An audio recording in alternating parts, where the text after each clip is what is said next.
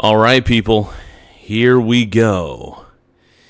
It is I, your brony bro. Brony bro. And we dance at the gay club, oh my god. Well, I'm just having fun on the stage in my hooves. I'm wearing a man thong down at the Pink Brony Club. I'm gonna keep on fapping at the Pink Brony Club. I'm gonna keep on crapping down in West Hollywood. Uh-oh. We have another Assman. Epstein did what? And I want to say this, that cryptocurrency is the Jeffrey Epstein of the finance world. It is fake as hell. It isn't worth anything. And it is dirty, dirty, and dirty. Crypto is dirty. Disgusting. It's used by people who money launder and human traffic. Pretty much. That's my conclusion. Everybody else has their different opinion on it, but that's my conclusion. I don't see anything valuable about cryptocurrency. As somebody who is nuts deep into finance, all it really is at the end of the day is a string of data. All Bitcoin is a simple string of data that you own, and you don't even really own it. It's just on a public ledger, and it's associated with your wallet. So at the end of the day, Bitcoin and all cryptocurrencies is the illusion of ownership. At the end of the day, it is the illusion of ownership. Completely. I think you guys know that if you look deep within your soul, you'll understand that I'm right. You'll understand that I was right the entire time. Give me one moment. I'm going to put out a poll real quick.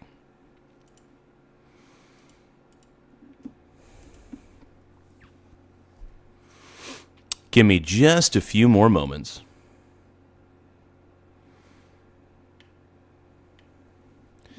When you point your finger my way.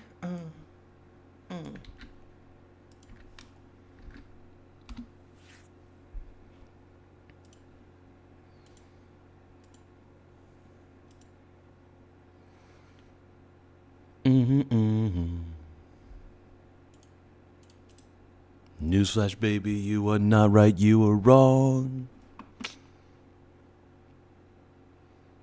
Never gonna waste my time while the ground. All the haters are gonna hate when they hear this new sound. It's higher and higher. Hey, when you point your finger my way.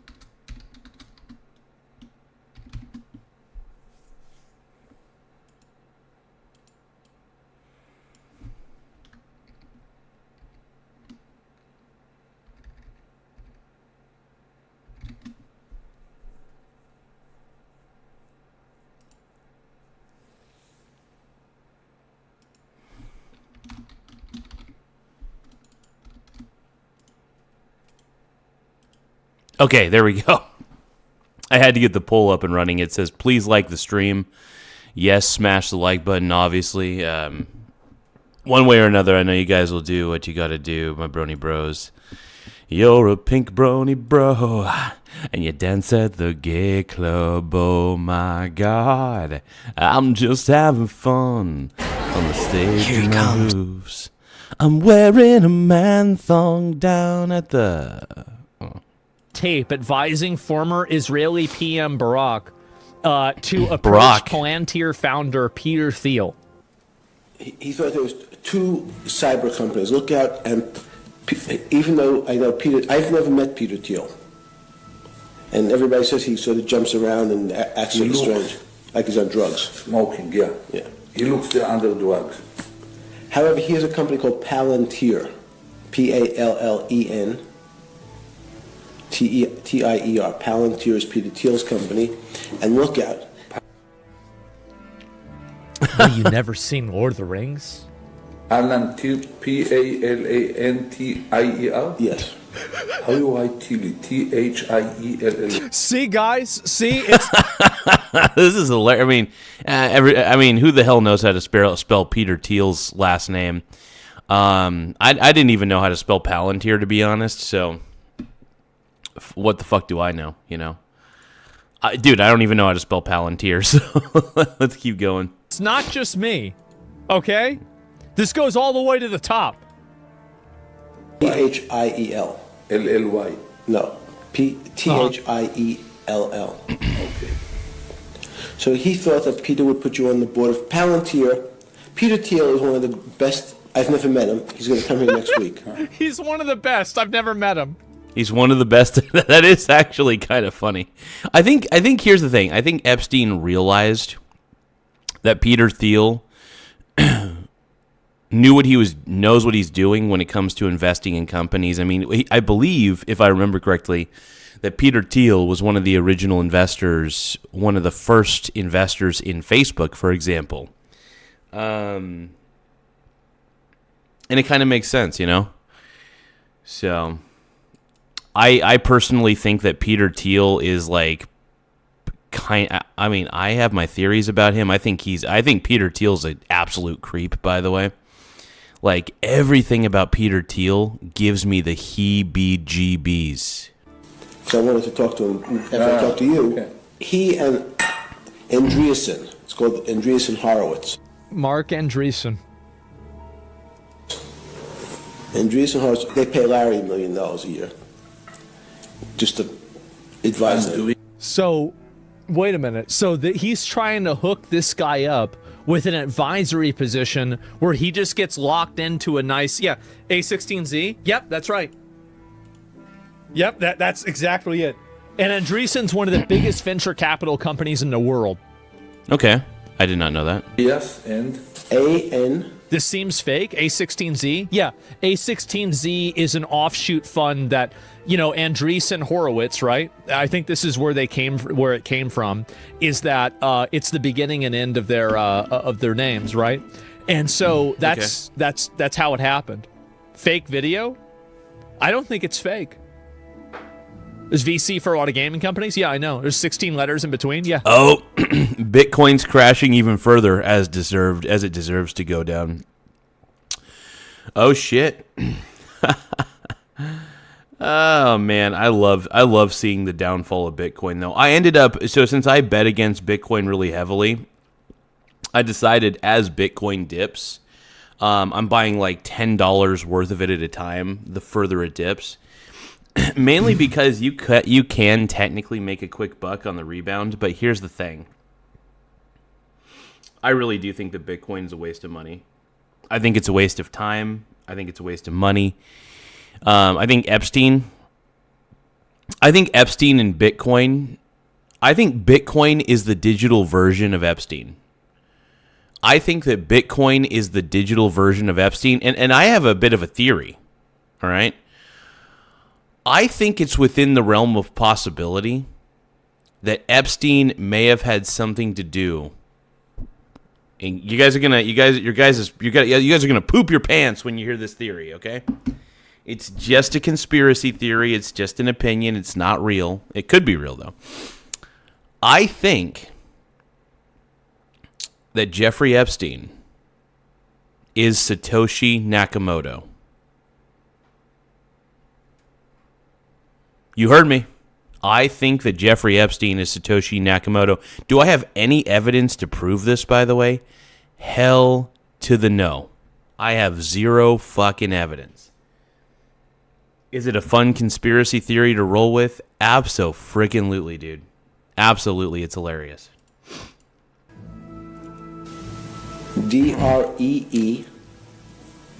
Dreeson, Andreessen, and Horowitz. And Howard, H-O-R-O. Howitzer? Horowitz. what they are? It's a lobbyist. What they are doing? They are the biggest venture capital.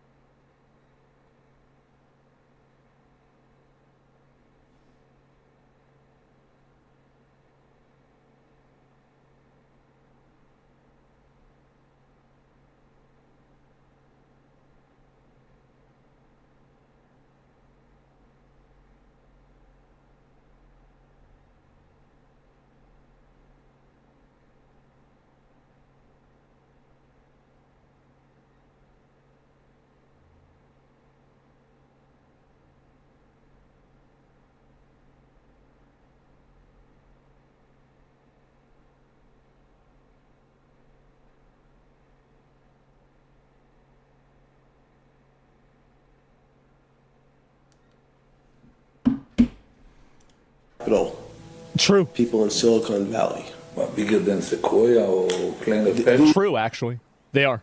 These are the new Kleiner Perkins. Everybody, these are the smart boys. Mm-hmm. So those two companies right away. Approved by Jeffrey Epstein. Damn, dude. Epstein, bro. Epstein. Now, Hey, thank you guys for tapping the like button, though. The more likes we get, the better. But if you guys can, we're currently on pace to getting 8,000 subscribers. We are on pace to 8,000 subs. We're currently sitting at 7,805 subscribers. I actually want to give a quick shout out to everybody who has subscribed over the last roughly, not everybody, but some. I'm gonna highlight some names.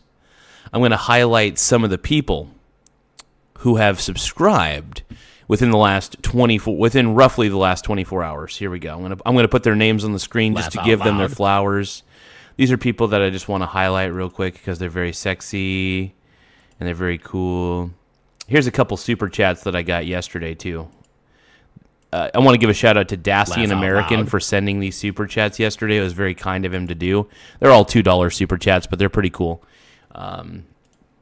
Let's keep watching, man. Let's keep watching. Let's keep watching and leering. next 3 weeks if you're going to leave. Man, the smartest boys. Oh my God.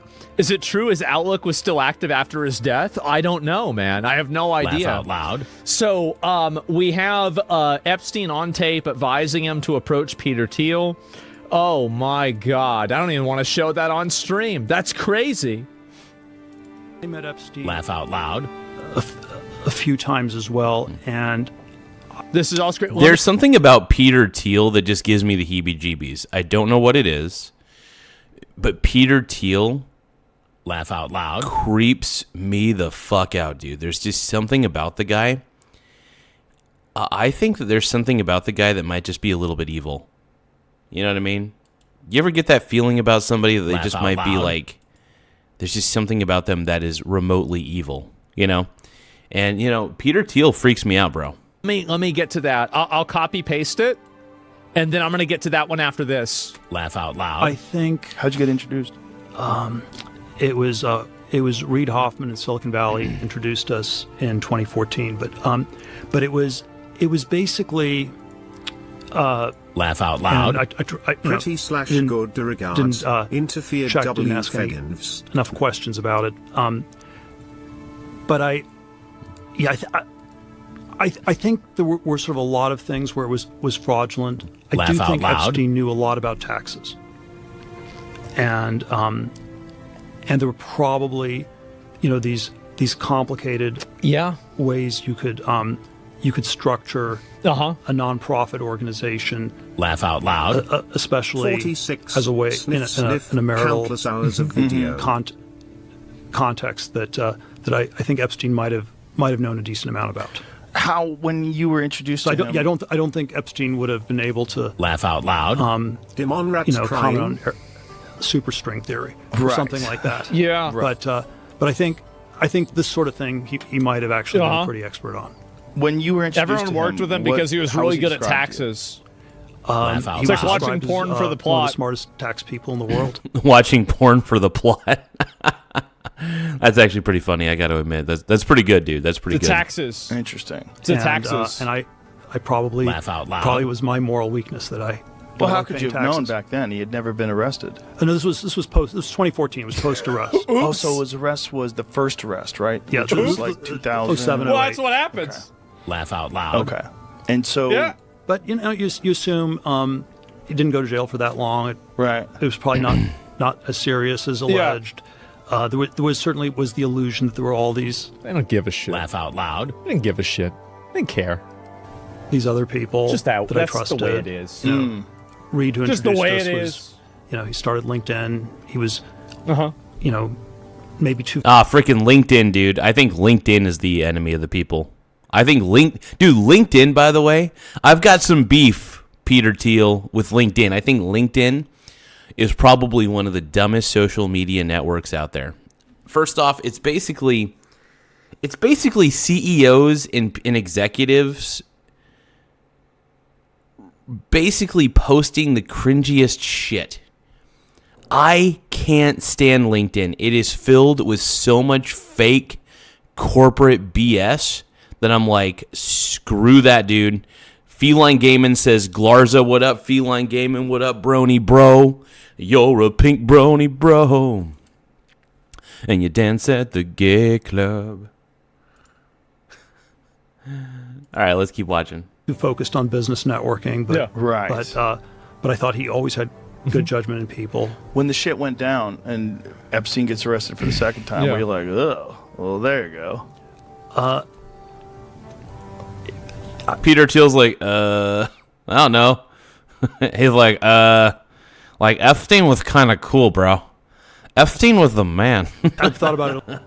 I've thought about it. Yeah, I bet. Peter Thiel's like, yeah, Epstein's like the man, bro. And so this is it. Let me go back. Oh I'll my pull this God. one up too. No, this is insane. Hey guys, thank you so much for subscribing. Make sure that you guys subscribe to the channel, please. Please subscribe. It really does help the channel grow. We're trying to get to 8,000 subscribers. We're currently sitting pretty at we're sitting at 7,805 subscribers. Once again, we're sitting at 7,805 subscribers. So please tap the subscribe button. It really helps the channel grow. And if you can, tap the like button too. And so is this more of them? Ehud Barak hides his face as he enters Jeffrey Epstein's mansion. Wait, this is the same. Wait, that wasn't Peter Thiel? Feline Gaming, are you saying that the guy that was talking to Joe Rogan wasn't Peter Thiel? No, Peter Thiel. Okay, so the guy with curly hair and glasses, that's Mark Zuckerberg. That is Mark Zuckerberg. Same guy. More Jeffrey Epstein fallout. DailyMail.com has exclusively learned that the ever-expanding probe into the billionaire is now threatening to derail the Israeli election for prime minister. Oh, wow. Chris Fargo has more now from our New York newsroom. That's bad. Chris. Jesse, DailyMail.com has exclusively uncovered photos of one of Israeli leader Benjamin Netanyahu's main challengers, former Prime Minister Ehud Barak, covering his face as he entered the convicted. Barak! Isn't it? I don't know. What's he doing, dude? Was he? Oh my God, he's sketchy, dude. He's like, oh yeah, I was hanging out with Epstein, brah. I was hanging out with the Epsteins. Oh yeah, baby. Oh yeah. Bermuda, Bahama, go to Epstein's Island. Pedophile's home. Way down in Epstein's Island. We'll go in fast and then we'll go in slow. Blackmail is where we're all gonna go. This was back in 2016, and Way down in Epstein's Island. on the same day, a group of young women were also seen arriving at Epstein's home.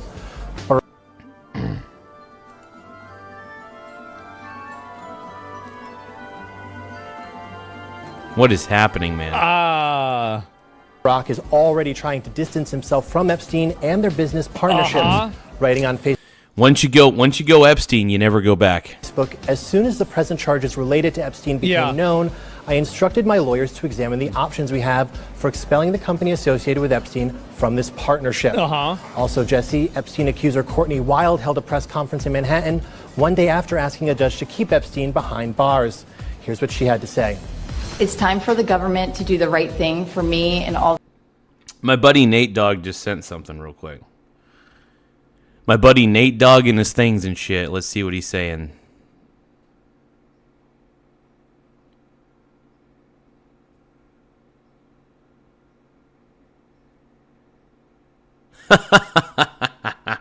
And by the way, I'm very happy that Bitcoin is crashing right now. This is what my buddy Nate Dogg sent me. Look at this. Hold on. Let me see if I can put it on the screen appropriately. Let's see here. So, let's see if it could even be read. Hold on. Let's see. Well, I'll just read it to you guys. So this is on a subreddit called Stock Market. And it's saying Bitcoin is back to 2021 price.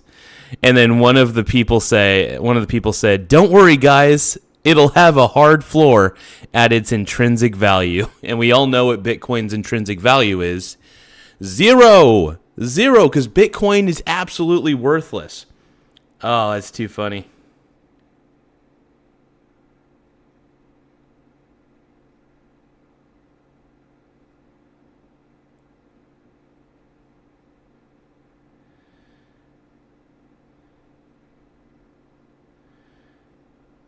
Too good.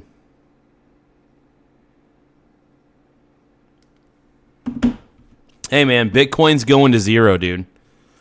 No, I personally believe. And look, I'm sure that there's going to be enough idiots out there who will still say that Bitcoin is digital gold, brony. Dude, Bitcoin is not digital gold. Bitcoin is so stupid.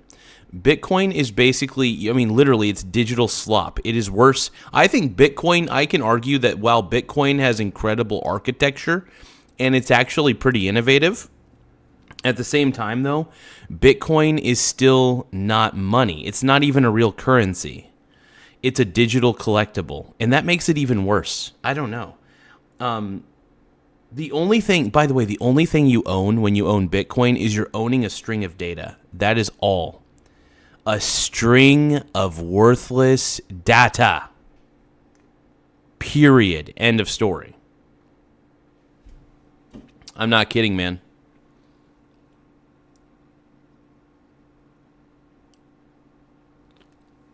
Yeah, Feline Gaming, I'm not too sure how big... Look, the reason that Bitcoin's price went up so rapidly is because enough idiots on the internet decided to convince other idiots. Idiots convinced idiots to buy into a Ponzi scheme. And look, by the way, Bitcoin is an absolute Ponzi scheme. I think we all... If we look within our heart of hearts, we all know that Bitcoin is a Ponzi. A straight-up Ponzi scheme. And if you don't have the ability to admit that Bitcoin's a Ponzi scheme, I don't know what to tell you. And by the way, Bitcoin is exactly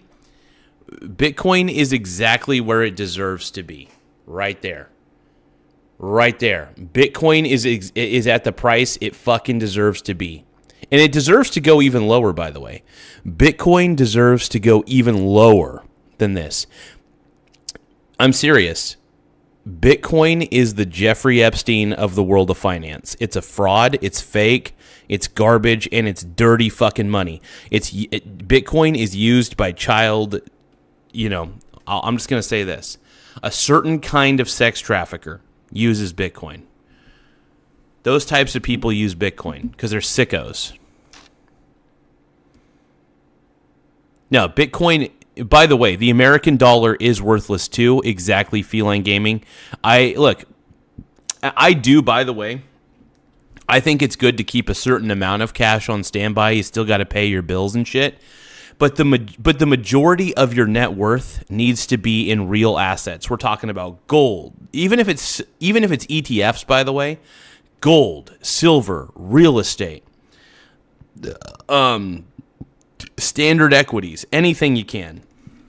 The best thing you could do is expose yourself to assets. And honestly, you can get a brokerage account and expose yourself to the entire stock market by buying like one share of the VT, for example. By the way, it's not hard to diversify. It is not hard in any way to diversify. In fact, it's pretty fucking easy, if anything. All the other victims. If you are a victim of Jeffrey Epstein, then you know what I know. He will never stop sexually abusing children until... Hey guys, thank you for tapping the like button. We're trying to get to 100 likes before the end of the stream. Once again, we're trying to get to 100 likes before the end of the stream. So make sure you guys tap the like button, and most importantly, tap the subscribe button as well. But if we can get a certain amount of likes, it really does help it really does help us on the algorithm quite a bit in many, many ways. Many men. Oh, he is in jail. Wild says she was sexually abused by Epstein when she was 14 and still embraces. That is crazy, man. That is cray-cray. She's also an unnamed victim in the 2008 lawsuit against the Department of Justice after Epstein avoided similar charges. All right, Chris Bargo in New York City. Thank you. You know, it's funny. The FBI knew about everything that Epstein was doing long before the public did, and they did nothing about it. Honestly, it just shows you that there's a rot in the overall system, not only in the government, but in our financial systems, in the government. I do agree. I agree. There is an actual rot.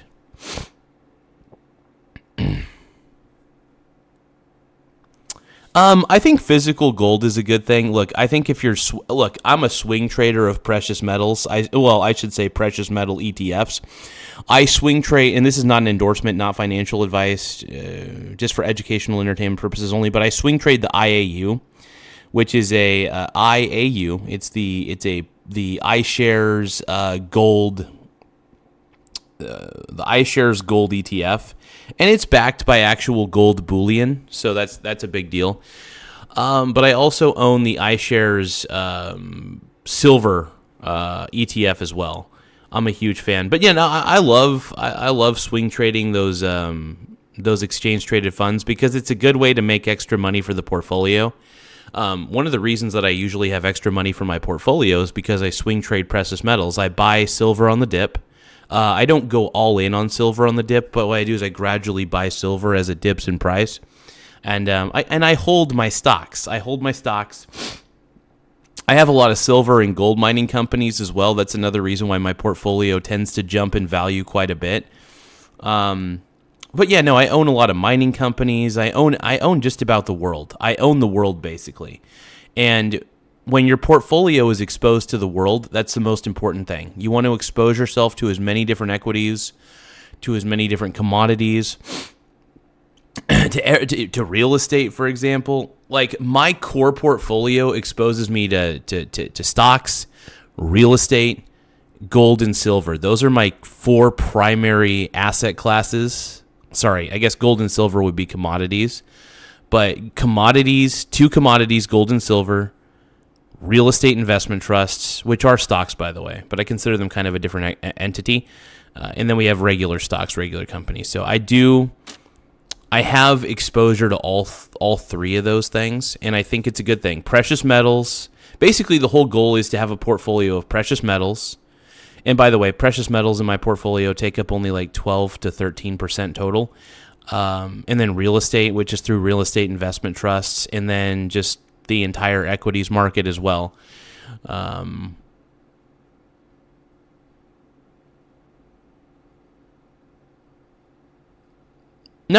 the way, I think gold mining companies are incredible. I'm a huge fan of gold mining companies. Those are companies I like to own. Silver mining companies, gold mining companies, you name it, man. Those are the types of companies that I like to own. I'm a huge fan of mining companies because they are extremely profitable at the end of the day. That's just me, though. Jules said, my man said gold stocks are good, but physical gold is meh. Haha, you got nothing in your hand, but it's good. I like to swing trade.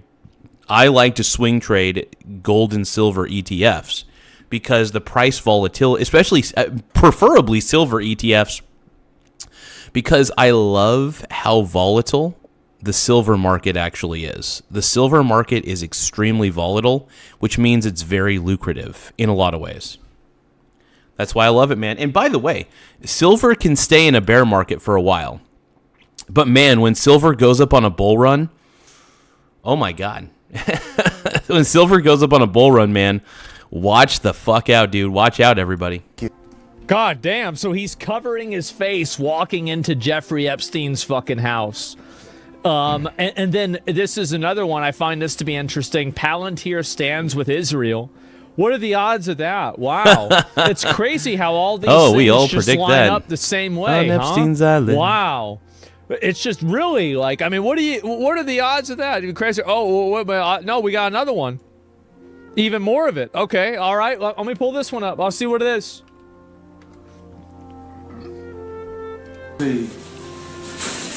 What's the future of Israel? Israel. I mean, something will happen in Iran. Maybe we'll succeed. Maybe we won't. And that'll make it worse. But the demography seems terrible. Nobody sane seems to be procreating, and everybody insane in their own way seems to have 5 children. True. Whether it's Arabs or Orthodox, they have 5 children. If you're regular Israeli, you have 1.5 children. The Haredim are more productive than the Arabs. So they're mad that the Goyim are having too many kids? What the heck? What the heck, bro? The Goyim are reproducing and we canceled some of the. Hold up. We had exponential support function for productivity. It's something bizarre. The wrong people are breeding. Yes. I always when I That's crazy, bro. It's so wild, some of the conversations that Epstein had with some of these leaders and some of these influential people. It really saddens me that behind the scenes, these people were plotting everybody's downfall. You know what I mean? He was plotting the world's downfall. He's plotting the world's downfall. Asmund Gould is just watching the world's downfall. That's crazy. Telling another 2 and you are deep into the social security trap. That's your job. Oh my God. You can sit idle. I don't. The future of Israel is waking up. The future of Israel. Putting away the future of Israel. Oh God! Drift along the slippery slope toward one state nation. On Epstein's Island, one state nation. We'll take it fast and then we'll take it slow. That's where we wanna go. Way down to Epstein's Island. Even faster, it would be bi-national. So, if it's a one-state nation, what happens to Palestine? Then within a generation, that's a good point. Arab majority. In fact, one of Abu Mazen kind of partners to leadership. Someone says bye-bye. He was the one who negotiated with us. Huh. All along the way. Okay. At a crucial point, some 5 years ago, when he negotiated with Tzipi Livni about far from the public eye. Right. Everyone knew it. And she demanded that he will recognize the Israel as a Jewish state. The Jewish state as a part of any document. So they're trying to enforce it. Lady, it's cannot do it if you continue. That's why they won't recognize Palestine? Probably will turn into one state. One big state. Man. From the Jordan to the Mediterranean, every citizen will get a vote.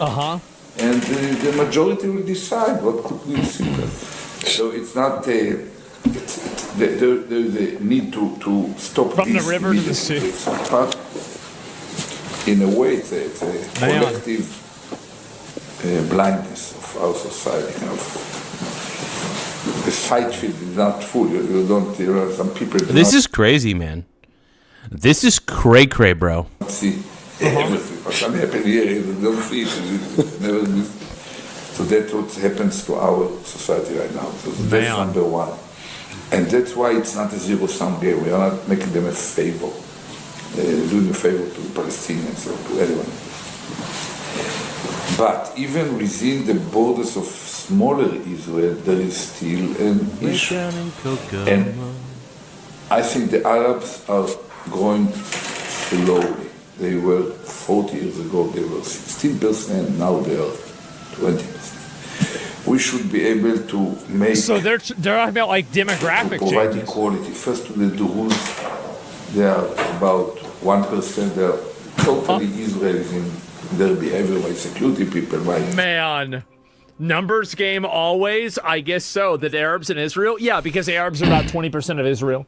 That's wild, man. That's true. It's accurate. I don't even know what to think anymore, dude. The world is too crazy for even me to figure out. Oh my God. Searching for a reliable used sedan? Nope. I got a sexy pink Toyota Corolla. I got a very sexy pink Toyota Corolla, bro.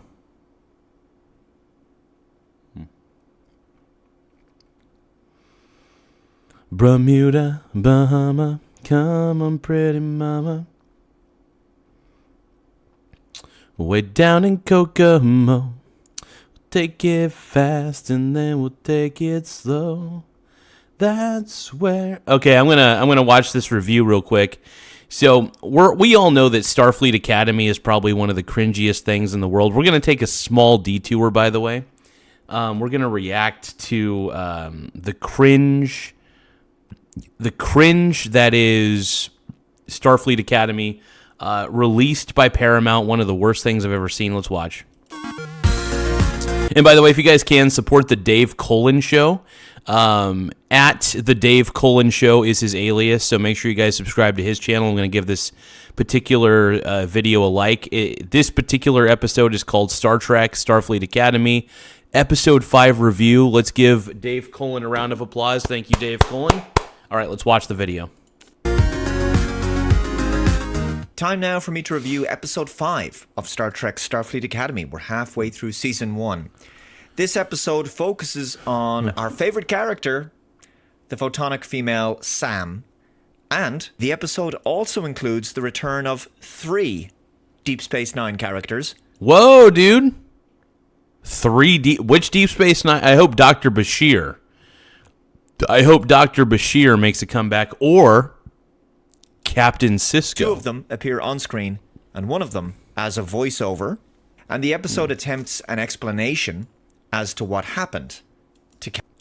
Oh my God, they explain what happened. Okay, so I am actually interested in this because the biggest question in Star Trek history has been what the hell happened to Captain Sisko after the last episode? Did he get absorbed into the wormhole? Did he become an actual wormhole alien? Did he become one of the wormhole aliens? What the hell happened to Captain Sisko? That's the question. Captain Benjamin Sisko. Spoiler, they don't actually explain it, which is a good thing. So, series acclamation mill. Why are those words the words that make up the abbreviation of SAM? They couldn't have come up with something better than series acclamation mill? Whatever. Firstly, she speaks... Oh God, this character. I mean, this show is the definition of millennial slop. You know, I don't know. I don't know what is worse, AI slop or millennial slop. I'm trying to determine which is worse. Both, I want to say this, both suck ass, but I can't determine which is worse, AI slop or millennial slop. I'm still trying to figure it all out in my mind. I have zero clue, man. I have zero clue, bro. None. Speaks directly to the camera, breaking the fourth wall, and she gives us a voiceover about how unique she is, how there's only one of her. If you guys can, please tap the like button. The more likes we get, the better. And also, please don't forget to subscribe. The more subscribers we get, the better. It does help the channel grow. Let's keep watching this. If you guys can, support Dave Cullen. Make sure you guys subscribe to his channel. He's really cool. Let's keep going, man. Oh, and Jaden, the Klingon guy, he's fully embraced himself and who he is. He's wearing a skirt now. So, every episode... OMG, what a stud, dude. What a stud. He's wearing a skirt. Oh, my God. Is just a continuous race to the bottom. No, no pun intended. No pun intended. Oh, God. Yeah, so Sam, she's discussing her life, what she's doing at the academy, and she has a responsibility to her people, which is to report back on everything she can learn about organics. And she explains that Darum, he's Kionian, and he's allergic to potassium.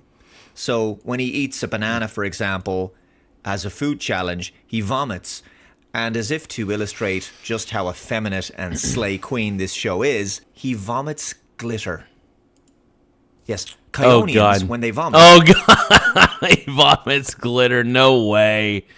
No fucking way, bro. That's hot. Oh, my God. Can this show... Can Star Trek Starfleet Academy get any worse? That's the question. Can this show get any fucking worse? They vomit Can it? Glitter. Because of course they do. Remember, someone thought this show... Hey, this is some millennial AI bullshit, all right? I'm assuming that millennials... I actually prefer AI slop over millennial slop because millennials can't write for shit, and at least the AI can come up with something that's even more entertaining. I would rather watch AI slop than Starfleet Academy. I'm serious, man. I would rather watch, like... And you know what's sad is I was thinking about this. I was watching Diddy versus Epstein. There was a Diddy versus Epstein short video that I watched, and it was a million times more entertaining. It was AI slop, obviously. But this AI slop was a million times more entertaining than Starfleet Academy millennial slop. Does that make sense? Does that make sense? Make it make sense, okay? Was a good idea. Come on, brother. Come on, anyway, brother. In an effort to understand more about organics, Sam enrolls in a course called Confronting the Unexplained. Oh, hey, Norse says this guy loves Bleach, by the way. The Bleach anime, by the way, Bleach is one of the greatest animes of all time.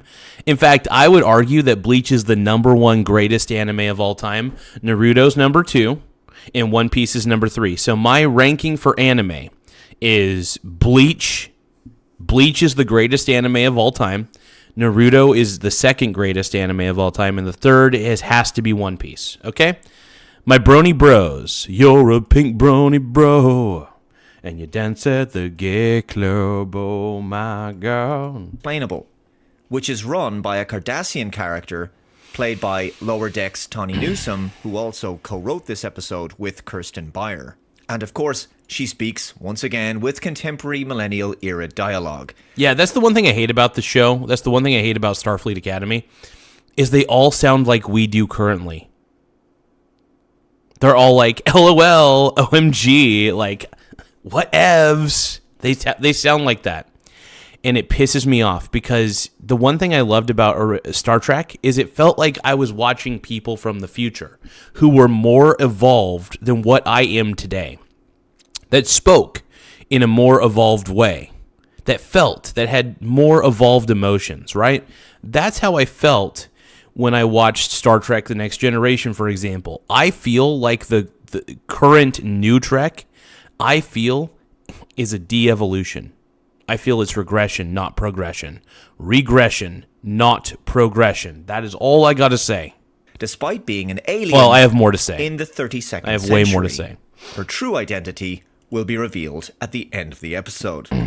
So Sam's project is to figure out what happened to Benjamin Sisko.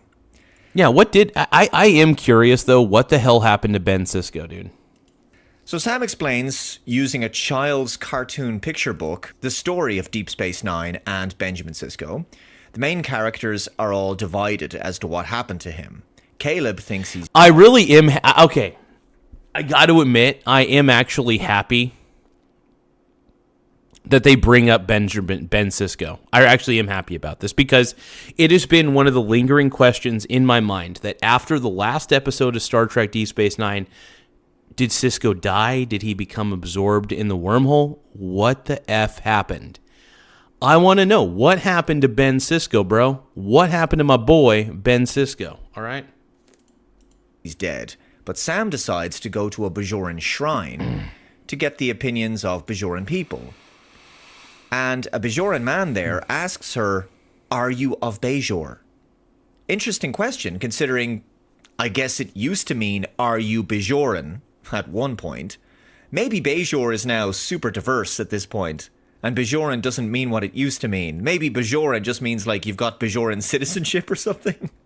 Because it should be fairly obvious from looking at Sam that she doesn't have nose ridges and clearly cannot be genetically Bajoran. I mean, she can't be genetic at all because she's a hologram, but you get my point. She doesn't look like a Bajoran. Okay, yeah. Meantime, this guy from the War College is hosting some diplomat, so there's a B-plot with him and Ake. I will say, I do find it very difficult at times to understand every word Holly Hunter says. I just have to be honest. Well, yeah, Holly Hunter just mumbles the fuck out of her lines. It's so annoying. In every scene she's in, there's a few Just- words she's mumbling. that I cannot make out. And I will say as well, the same is true with Kerry Brooks, who plays Sam. At times, I find there's a few words in there that just, they don't sound enunciated correctly, okay? Whether it's an elocution thing, I don't know. There was a time on television where clear diction, clear pronunciation, and elocution were vital. I struggle at times to understand all of the dialogue. That's a major problem, right? Also, as with previous episodes, the show is once again shot, performed, and written in that fast-paced, quirky, comedic manner. Rapid fire, quippy dialogue, quick cuts, and often there's incidental music playing in the background. Yeah. This is a lot like a cartoon in tone. It's distracting, tiresome, and can cause you to lose the narrative thread because the show is so styled. I just want to know what happened to Dave Cullen. What the hell happened to Ben Sisko, bro? Over substance that you I need to miss know, bro. important details. You miss some of the things the characters are communicating. Not that anything happening on screen is ever important on this show, but anyway, regardless, every scene irritates me to one degree or another. Oh, yeah. It's an irritating And show. The entire B-plot isn't interesting. It's just filler. It's really just, it feels like filler. It's not funny, even though it really tries to be. It's just bad. There's nothing more to be said about it. Now, Sam remotely accesses the Benjamin Sisko Museum using a virtual access portal. She sees various personal items belonging to Sisko, and there's a Bajoran orb. For some reason, Benny Russell's typewriter is in there, which makes no sense because... Yeah, why would Benny Russell's type... No, because that was a part of an illusion. Oh my god, this show doesn't understand its own source material. Oh, jeez. It's real! I created it! It didn't It's belong to real. Sisko, and that typewriter, real. like Benny Russell, only existed in another reality. But whatever. Since when does logic matter on this show? No, logic doesn't matter on She this accesses show, a man. recording of Jake Sisko, played by Sirach Lofton. He talks about his Hey, dude, my boy. father. Sam doesn't really learn anything especially interesting, I will say that. The cadets take her to a bar in San Francisco that Sisko used to go to, apparently. Caleb programs Sam so she can experience being drunk. Jaden, the Klingon, flirts with that guy from the War College, because of course they do. Is anyone actually LOL. straight on this show? No, nobody's So straight. then Nobody's we're straight on this subjected show. Are you to kidding me? Minutes. Not for the and slightest. Minutes of Sam acting drunk, shouting randomly, saying incomprehensible, slurred, drunk words, talking about Sisko and love or something. Cisco! And then, of course, her dancing. I don't know what any of this has to do with the plot anymore, but there's stuff... I don't know what has to... This show sucks, dude. Starfleet Academy sucks. Happening on screen. It's so bad, dude. And I think it's millennial slop, this bro. is why the ability to watch video at 2 times. Hey, if you guys can, though, tap the like button. The more likes we get, the better. So tap the like button, smash the like button, whatever verbiage you want to use. The more likes we get, the more it helps the show grow. So please, for the love of God, like the stream, my brony bros. Speed was invented. 2.5 speed is best for this episode, however. They get into a bar fight. That happens. Now, during the course of this show, Stephen Colbert plays a computer announcement voice. Oh, no. And you hear Stephen him throughout the Colbert, series. no. And he's always making these jokes in the background. In this episode, he says, "Attention cadets, Academy Explorers has announced a trip to Muir Woods. If you'd like to see some of the oldest and most majestic trees on Earth, be at the transfer arches at 0600 hours tomorrow morning for some morning wood." Ha ha ha ha ha ha ha. Looking for tax help? I can't, dude. Now there are TurboTax experts right in your neighborhood. I'm so depressed, bro. This is depressing. The more I learn about Starfleet Academy, this show sucks so hard, dude.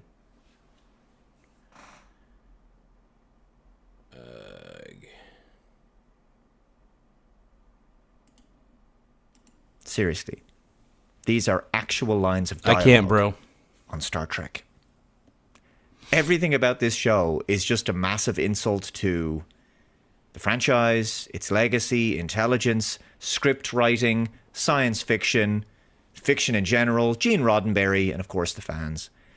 We get another scene with Jake Sisko. He speaks directly to Sam when she reads his book, Anselm, which he apparently finally finished.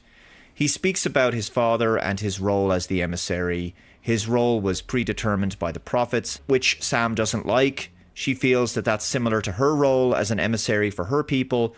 But Jake explains that Sisko did things his way, and he made his own choices. Man, dude. I'm tearing up, bro. I'm not gonna lie. I'm a huge Deep Space Nine fan, and I'm tearing up a little bit because it's crazy to see. It's crazy to see this man as an adult. You know, I grew up watching DS9, man. It's fine. And then Tawny Newsom's character turns out to be Dax. Yeah, she's Dax in the future. Oh. So in the end, the Dax Sisko, symbiote. Okay. as in Benjamin, voiced by Avery Brooks, is in the episode. He gives a closing epilogue. We hear his voice. He says, "Divine laws are simpler than human ones, which is why it takes a lifetime to be able to understand them. Only love can understand them. Only love can interpret these words." They got Ben Sisko, bro. They got the GOAT. They got Avery Brooks to do an epilogue. I love it, They dude. were meant to be interpreted. And then the end says, "Thank you, Avery." Now, apparently that dialogue is a recording from an Avery Brooks album. Incidentally, Avery Brooks retired from acting back in around 2013 or so. I don't think this episode has anything particularly special to say. I don't know how Sam was supposed to learn anything profound about Sisko's life or the prophets.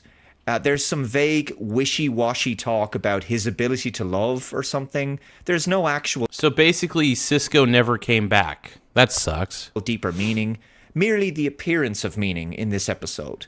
So let's Yep, just like... It's so funny. I will say this. The one thing about this stupid Starfleet Academy show is that it is the...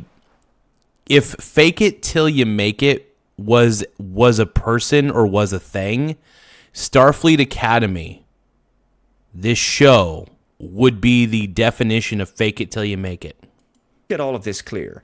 Sam goes to a bar, gets... And by the way, I'm not advocating for fake it till you make it. I think fake it till you make it is probably one of the dumbest philosophies ever created by human beings. And I think it creates more hardship in this life than actual good things. Programmed to be drunk, starts a fight, and claims that she's somehow learned something about Sisko? I'm scratching my head wondering what was the point of all of this. So the episode has some trite love conquers all message, which isn't highbrow or intelligent. It's childish and vapid. They may as well have called the episode Live, Laugh, Love. It's so cliched. There's no mature, important lesson for these young adults to grapple with. They're not learning anything about life or how to be cadets or how to be adults. They're leering. These characters are all personality. You know what they should do? They should call this Star Trek Quality Leering Center.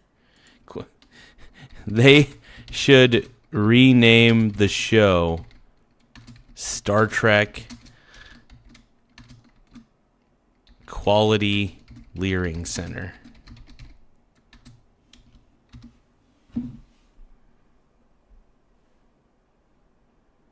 I'm gonna send that to my dad, actually.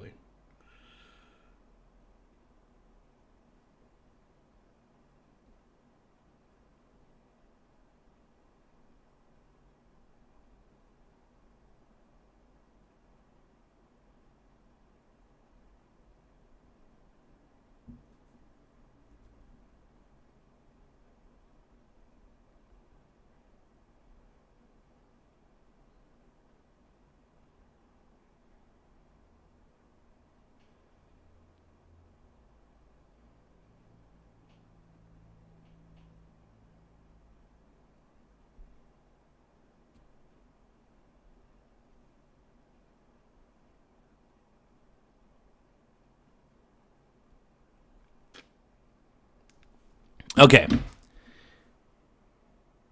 Confidence and attitude without Let's an keep ounce going, man. of humility or substance.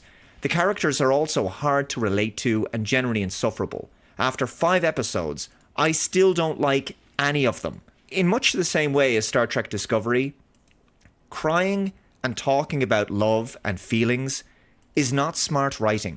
Like, I don't mind if love and feelings are put into something, but if that's all the episode's about, I don't know. It's not a shortcut for personal and professional development for characters. It's also not intellectual or interesting.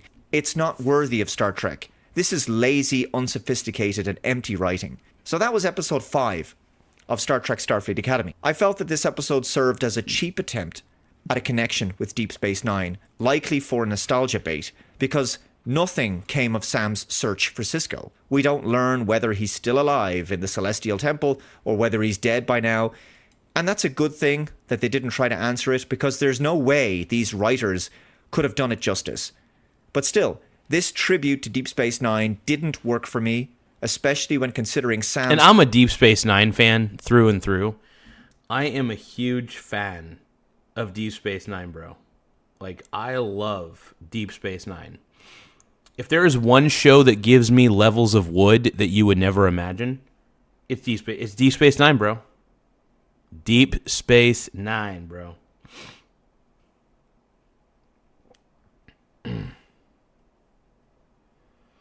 Man, I am so happy that the crypto markets are crashing this hard.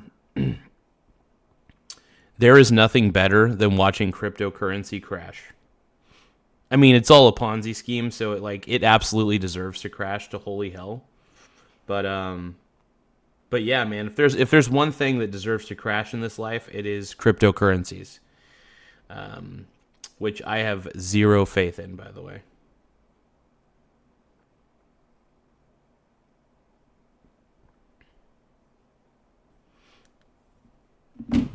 Crypto is grifto. story arc doesn't in any way measure up to that of Sisko's. Those are my thoughts on episode 5 of Star Trek Starfleet Academy. Well, get it, Dave Cullen. That was pretty interesting. I just want to give Dave Cullen a shout out. Very interesting fella.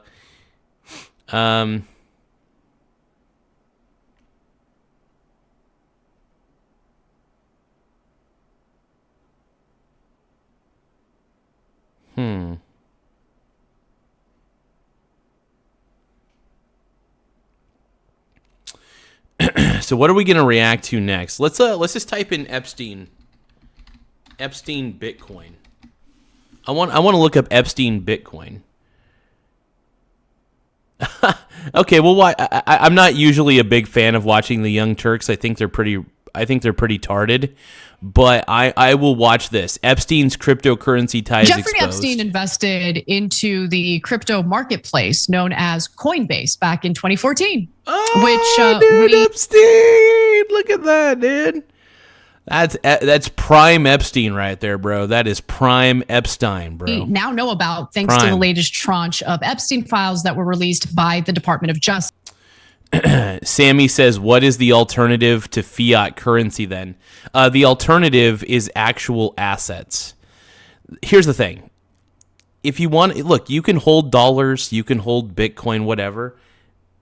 If people are smart, which people are not smart, unfortunately, with money, if you want to be smart with money, you need to save your assets, not your cash. I repeat. Save your assets, not your cash. Bitcoin is not an asset. Cryptocurrency is not an asset. Cash, at the end of the day, is not an asset. These are all garbage. They're not backed by anything valuable, and they're absolute trash, okay?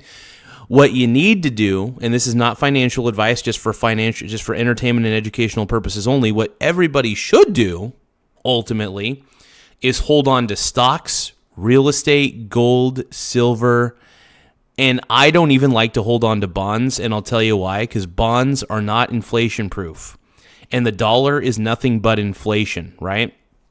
The dollar equals inflation. So if you want to bet against the dollar, which everybody should, in my opinion, not financial advice, but everybody should, the best way to bet against the dollar is silver, gold, stocks, and real estate.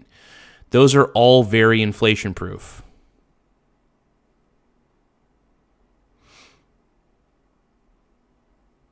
Yeah, and that's the point I'm trying to make is you want to be as diversified as possible with your assets. You want to be diversified across the entire equities market that includes international. You want to be diversified across real estate, and that means basically in my opinion, buy up as many real estate investment trusts as I can, and then gold and silver. And once you have those, I mean, you have a very secure portfolio at that point. And I do, by the way, I do hold on to loose cash. I do hold on to loose dollars, and the reason I do that is because why not? I think it's pretty smart to hold on to dollars, in my opinion. And the reason I hold on to dollars is so that way if the silver and gold markets do crash at any point, I'm able to start racking up on silver and gold at lower prices. That's the whole point. That's the whole idea. Now, Epstein, in fact, was aware of Bitcoin as early as 2011, and he saw it as an opportunity. If you think, by the way, Ethan Moore, if you think that investing in the stock market is the same as casino gambling, you're actually a moron. No, you're actually a moron, because if you have a diversified portfolio, by the way, stocks are companies, bro. You're actually investing in companies. Now, only a degenerate gambler would get in and get out in the same day, right? If you think that the stock market is gambling, you are a lost cause and you're a fool. You're a fool. I mean, dude, I'm a long-term investor, and one of the reasons I'm a good investor is because I'm heavily diversified. My wealth is completely protected at the end of the day. Seriously. If you think the stock market is gambling, then you, sir, don't know anything about life. You don't know anything about life if you think the stock market's gambling. You're actually a moron. You're a frickin' moron. Let's keep going. As many did. And so that year, he wrote the following in an email. Amir, the Bitcoin idea is brilliant, but I suggest has some serious downsides, as I'm sure you are aware.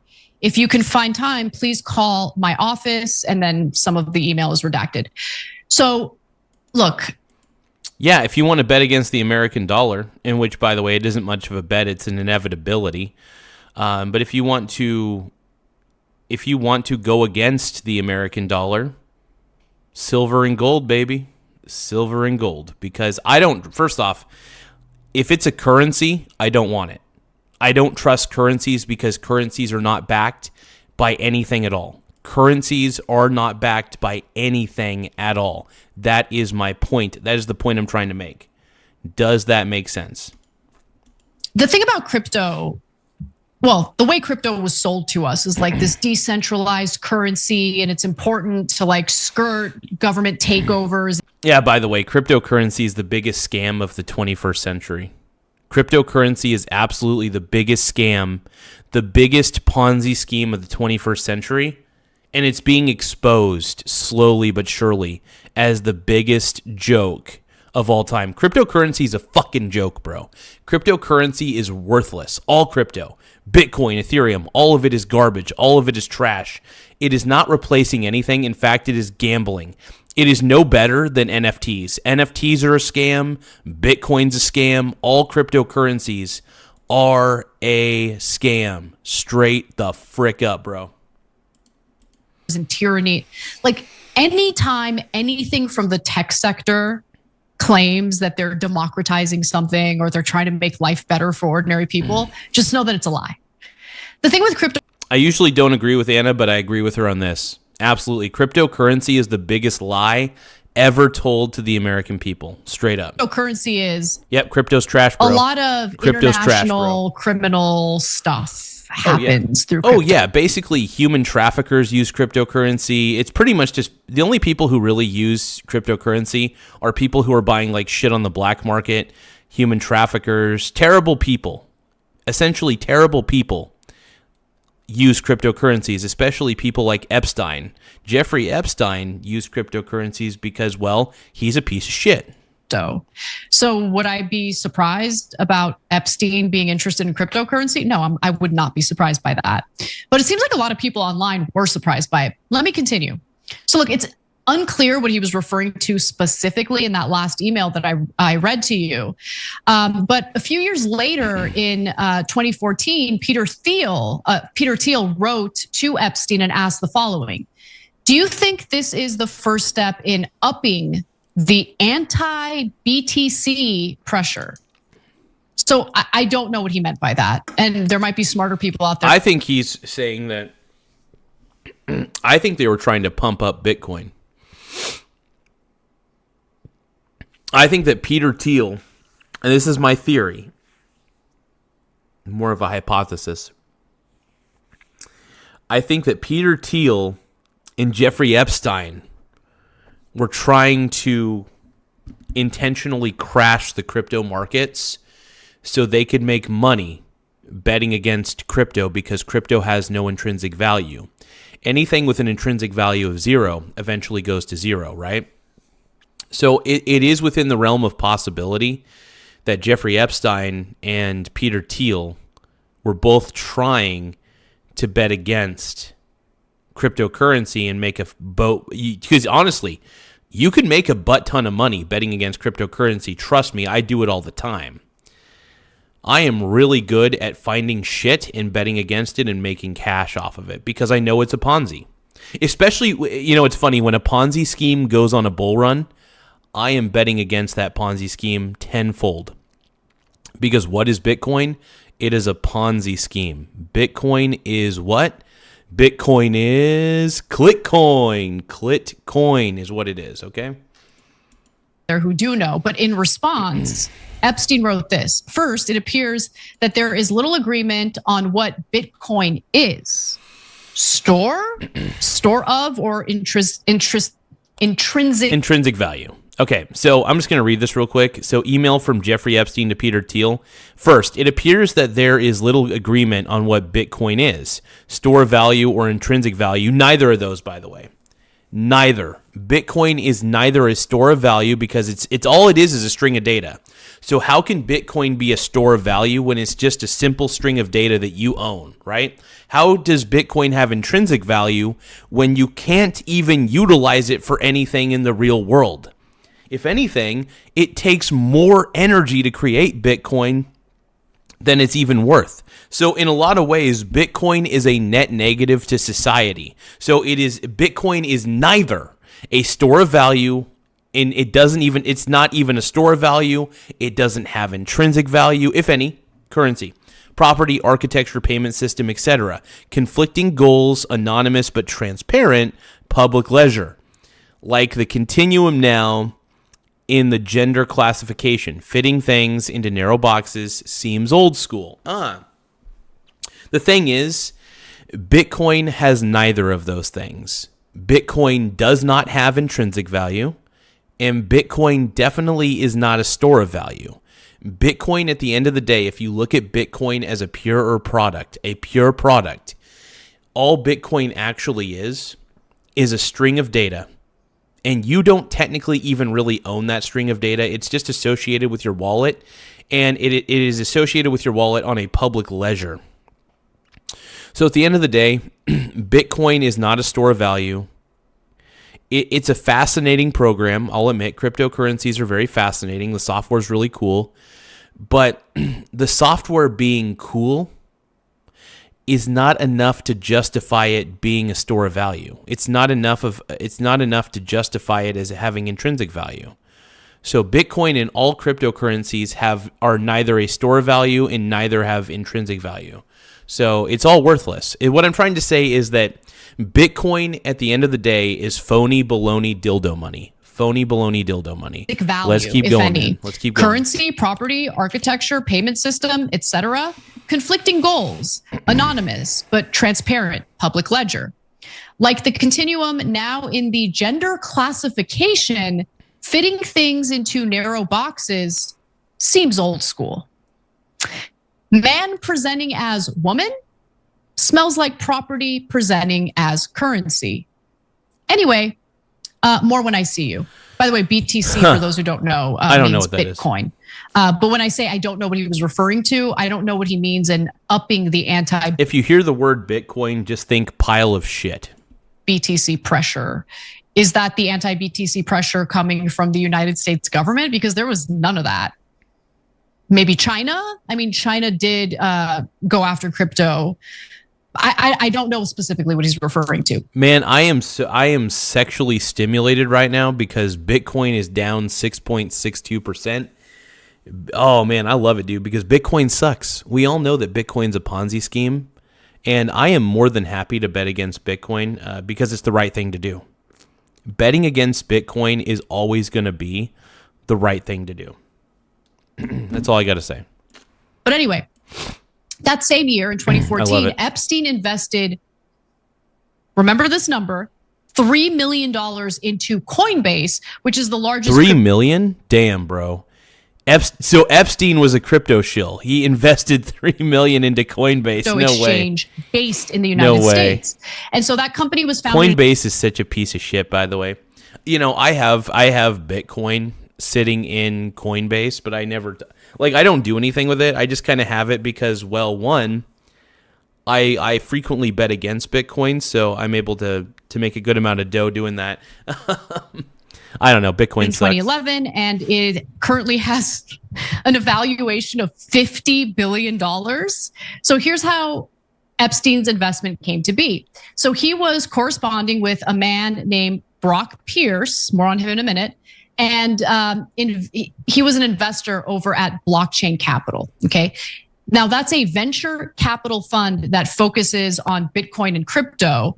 Pierce himself was an early investor in Bitcoin. My grifto, bro. And so in December of 2014, Pierce wrote the following in an email to Jeffrey Epstein.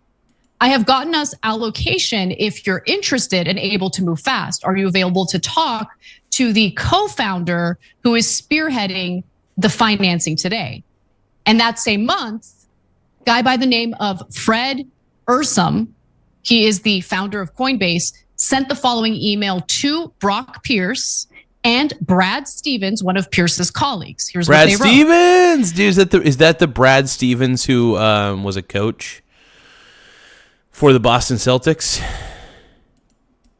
Would be nice to meet Epstein if convenient. And here's how the investment materialized. Days later, Stevens emailed Coinbase to say that blockchain partners would invest $3.25 million in Coinbase. Oh, hey, you guys, don't forget to tap the like button. The more likes we get on the stream, the better.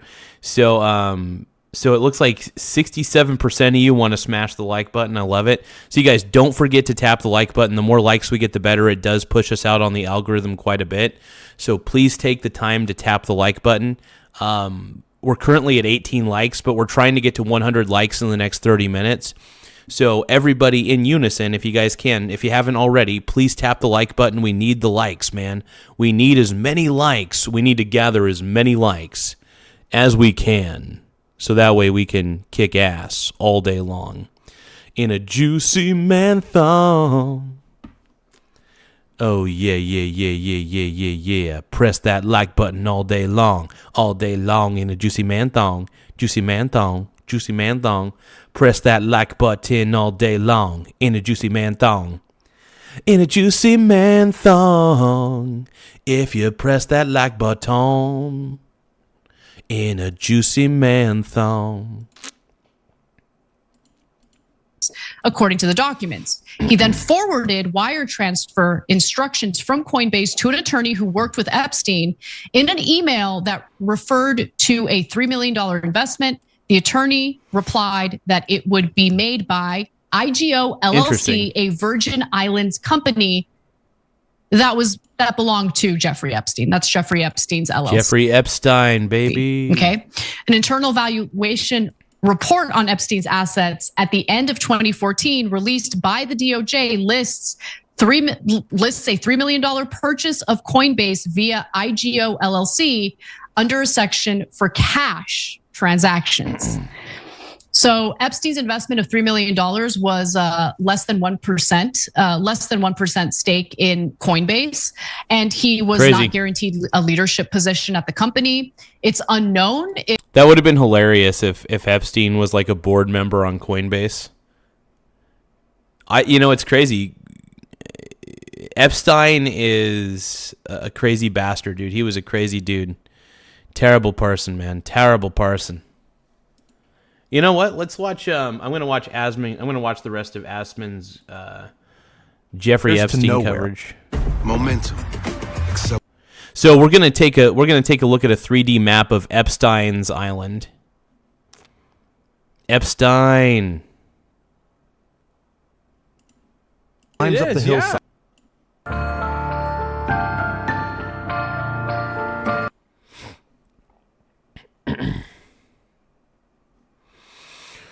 Oh, God, I hate these ads. These ads are so terrible. Epstein's island. To understand it fully, we've remodeled the entire island. So we're going to look at we're looking at a 3D model. We're going to take a real deep dive into Epstein's island, okay? And we've divided it into 3 main sections. So we can tell the complete story of how this place was built and what it was hiding. The first villa sits on a point just below the main house, built years after Epstein purchased the island. Next to it is another residence. Hey guys, if you can, don't forget to tap the subscribe button. The more subscribers we get, the better. It does help the channel grow in a lot of ways. Connected to the pool complex by a lower level doorway. This one even had an outdoor bath backed by a giant mirror looking out toward the sea. Facing the ocean is a wide stone patio. Set into the floor are 2 mirrored shell designs, along with the letter E. It may have been decoration, or something more symbolic. Above it all is the main house itself, the largest residence on the island. Get it, bro, get it. That's a big one. When Epstein bought Little St. James in 1998, Little St. James? This house was already here. But he had it remodeled and expanded into part of a much larger That's creepy. complex. Damn. The sea-facing side has a veranda, while the back of the house opens into the pool area. That pool complex is massive. It has 4 cabanas, a pergola, and a large swimming pool in the middle. At the far end of the pool, I often forget how loaded Jeffrey Epstein was. The dude, honestly, I will say this: Epstein understood finance really well, and he was a rich guy as a result. He was a rich mofo, and sadly he had a lot of connections, and it's pretty disturbing how many connections the dude actually had. I don't know how he got all the connections to begin with, to be honest. Blows my mind, bro. Blows my mind. Was a statue of a seated archer, and beyond it, a painted compass that some mistook for a helipad. What? That compass is so crazy. Parts of the pool complex were two-storied, with staircases and hidden doors that led into lower levels. Yeah. Not far away, along the beach, another villa was hidden behind thick it's another trees. house. Oh, it's like, yeah, it's so Visitors small. usually arrive by sea. Boats pulled into the island's jetty, which had a that's kind of a cool little. That's kind of a cool little jetty. Hell yeah. covered loading and waiting area.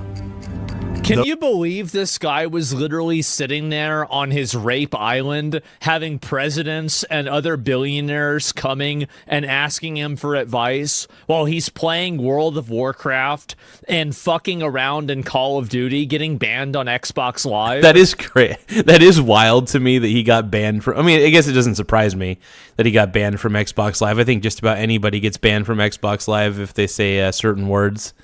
But that is wild. Jeffrey Epstein was a World of Warcraft player. That is wild to me, bro. Flippin' wild. Like, I mean, this is actually insane. What the fuck? Those who came by air landed at the grassy helicopter pad. And it War had Thunder, small yeah. shelters for Okay. passengers The pigsty, and luggage. yeah. Whoa. Nearby, two strange details stand out. At the top of a slope is a giant monkey statue, and beside it, a stone This is crazy, man. staircase A giant that leads up the monkey hill, statue? then stops abruptly, earning it the name. Oh, you guys, hey, Bitcoin dips. Get this. Bitcoin dips to crisis levels. Of course it is, because Bitcoin is what? A Ponzi scheme. It should have never got to $100,000 to begin with. The proper market value here's the thing. The proper market value for Bitcoin is $0. That is the proper market value for Bitcoin. I've been telling you guys the entire frickin' time that all cryptocurrencies are valueless pieces of trash, pieces of garbage. But nobody listens to Daddy. Nobody listens to Zaddy. At all. The stairs Nobody does. to nowhere. This northern section of the island was meant to impress. Hodl. Everybody was like, Michael, you got to hodl your Bitcoin. Hodl your Bitcoin, you retard. Oh, fucking A. You guys are morons. The center of the island, the design shifts. Here, the focus is less on luxury and more on control. Tucked into the trees is a low building, almost hidden from view. This place is massive. Its purpose is still... So the intrinsic value of Bitcoin is $0. So Bussy Slim or Busy Slim, the intrinsic value of Bitcoin is $0, and the market value is currently at like 65,000. I mean, honestly, the proper market valuation should be $0, but it's currently at 65,000. Bitcoin is a Ponzi scheme. Bitcoin is an absolute Ponzi scheme, and if you guys don't realize that already, if you guys are too smooth-brained to realize that Bitcoin is a Ponzi scheme, I don't know what to tell you. If you believe that Bitcoin has any amount of value, you are smooth-brained. Period. End of story. Unknown. Just beyond it lies... Wait, so there's a giant warehouse and nobody knows why it's there? Well, that seems pretty interesting. Huh. The island's main service area. Wow. This section held the machines that kept everything running. Yeah, the dude. Desalination... Yeah, dude, desalination. Hell, dude, he had a desalination thing? Fuck yeah, bro. Plant for fresh water, generators for power, storage rooms, and sewage management. It's like a... Hell yeah, bro, dude, he had... How much do you want to bet that people are going to take this 3D rendering and they're going to turn it into a map on a first-person shooter game? How much do you want to bet that somebody is going to create an Epstein Island video game based on this map alone? And that the title for the game is going to be called Escaping Epstein's Island. That would be incredible. Instead of Wolfenstein, it's just Epstein, right? So instead of Wolfenstein, Escape from Castle Wolfenstein, Escape from Epstein Island, okay? That's all I got to say, bro. That's all I got to say, brony. My pink brony bro. Some of these buildings were built directly into the hillside. Their flat rooftops doubled as parking pads, and vents cut into the ground. Wait, so you had people landing on the... Oh, my God. Hinted at large... Andy Thompson E says, so what about the U.S. dollar? The U.S. dollar is just as valueless because it's not backed by anything of actual intrinsic value. So the dollar, I would argue that the dollar is slightly more valuable than Bitcoin because at least it's made out of paper. You know, there's at least raw material there. Whereas Bitcoin is literally a string of data. I believe that the value of Bitcoin should be in the negatives, considering how much energy was used to create the Ponzi scheme, to at least keep the Ponzi scheme alive. So in a lot of ways, Bitcoin probably has a very, very large net negative value at the end of the day. And people like Michael Saylor, I pray to everything out there that Michael Saylor's Micro Wiener Strategy Company goes bankrupt. I hope that Michael Saylor's Micro Wiener Strategies Company goes bankrupt. That is one of my hopes. I usually don't like to plot the downfall of anybody, but Michael Saylor is an arrogant prick and a total creepazoid.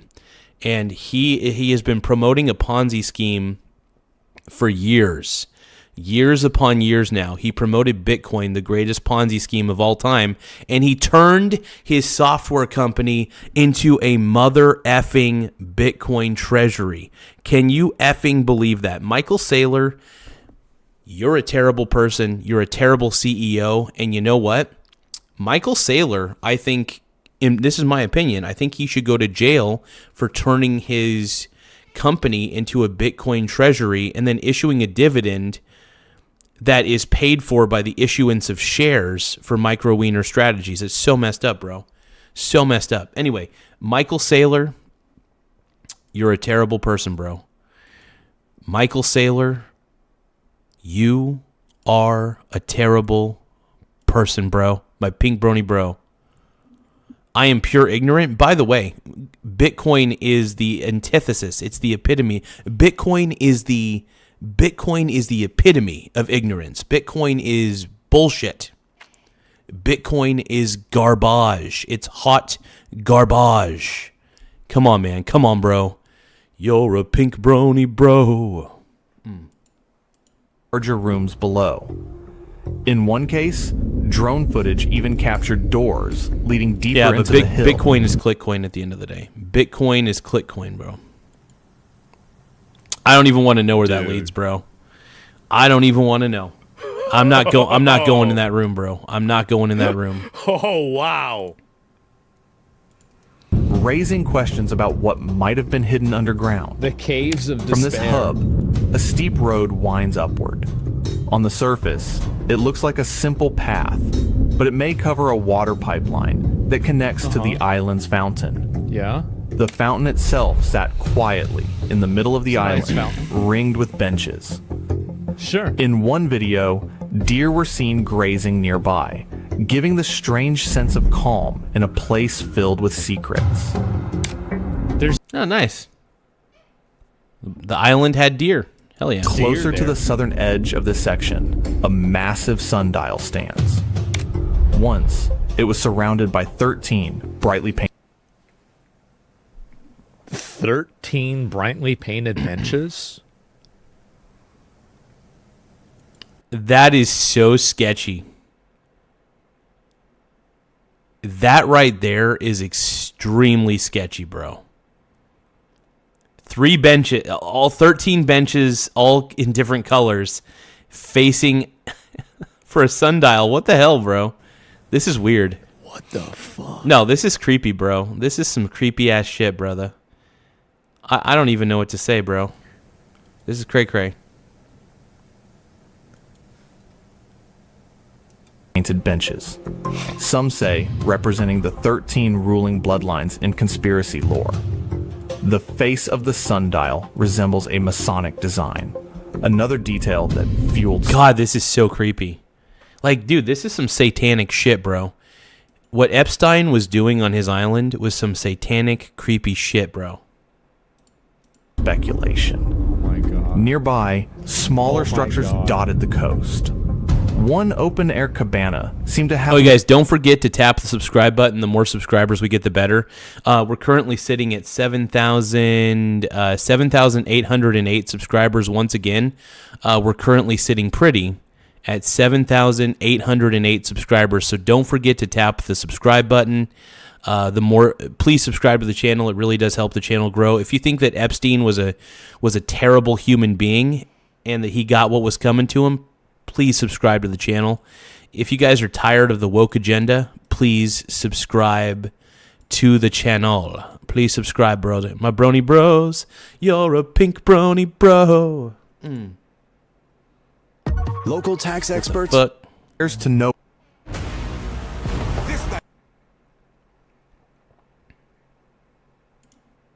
Climbs up the hillside, ending abruptly with a statue at its top. A large monkey statue sits nearby, silent and unsettling. At the highest that monkey point of statue, the island, what the hell? A tall What the telecom F? tower looms. What the F? With Wi-Fi repeaters fixed to buildings all around, ensuring constant surveillance and communication. Oh, hell yeah, bro. Oh, my God, dude. Epstein was... Everything you did on that island was recorded and documented. You want to know why? Because Epstein was the greatest blackmailer on the face of the planet. Epstein was so good at blackmailing people. Like, it's disturbing. Like, Epstein was really, really good at blackmailing people, dude. It sucks, man. Epstein was the ultimate blackmail person. He was so good at it. And, you know, in a lot of ways, he made a living. He probably made a very rich living blackmailing people. He probably extorted people for money, massive amounts of money. And I don't think most people on the island, I don't think the majority of people on the island knew they were being filmed. I don't think they were. I don't think they knew about it, dude. How could they? He probably had hidden cameras everywhere on that island, bro. Thank you so much for subscribing to the channel. We currently have 7,809 subscribers. Once again, we're currently sitting pretty at 7,809 subscribers. I want to thank every single individual so far for tapping the subscribe button. It really does help the channel grow. And if you guys think that Epstein is a despicable human being, please tap the subscribe button. The more subscribers we get, the better. It does help the channel grow. So thank you in advance, and let's continue to watch the show. My pink brony bros. Here, on this southern edge, beauty and mystery collide. The Island Boys. The temple. No. The sundial. The sealed doors. And the landfill. All of it suggests an island designed... Somebody's saying it's a shrine to Harambe. Not only for private... It's a shrine to Harambe. So they're saying... So the people in Asmund Gould's chat are saying that Epstein's Island is really a shrine in remembrance of Harambe. Hell yeah, bro. Hell yeah. Fuck yeah. Hey, thank you guys for tapping the like button, though. The more likes we get, the better. It does help the channel grow in a lot of ways. Give me a few seconds. I got to take a piss. So we're going to watch the rest of this 3D rendering of Epstein's Island in just a bit.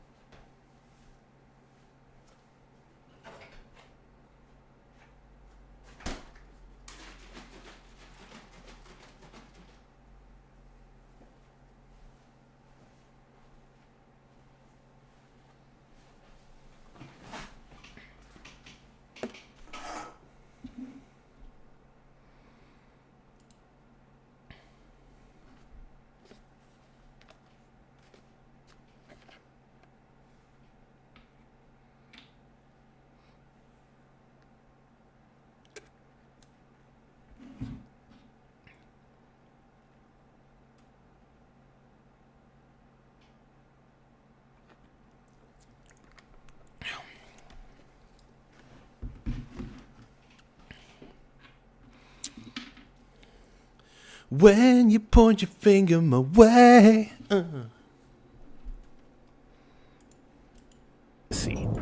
But for secrecy. Man, bro, what the fuck? That was his island. Oh my god.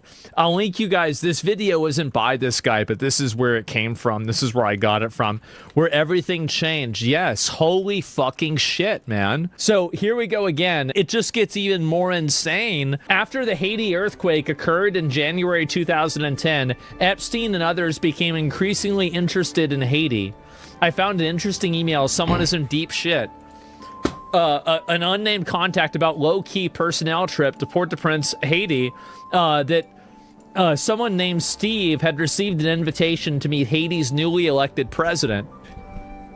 What the fuck? Epstein said due to Haiti's chaotic banking system, it would make it a good spot to park money discreetly.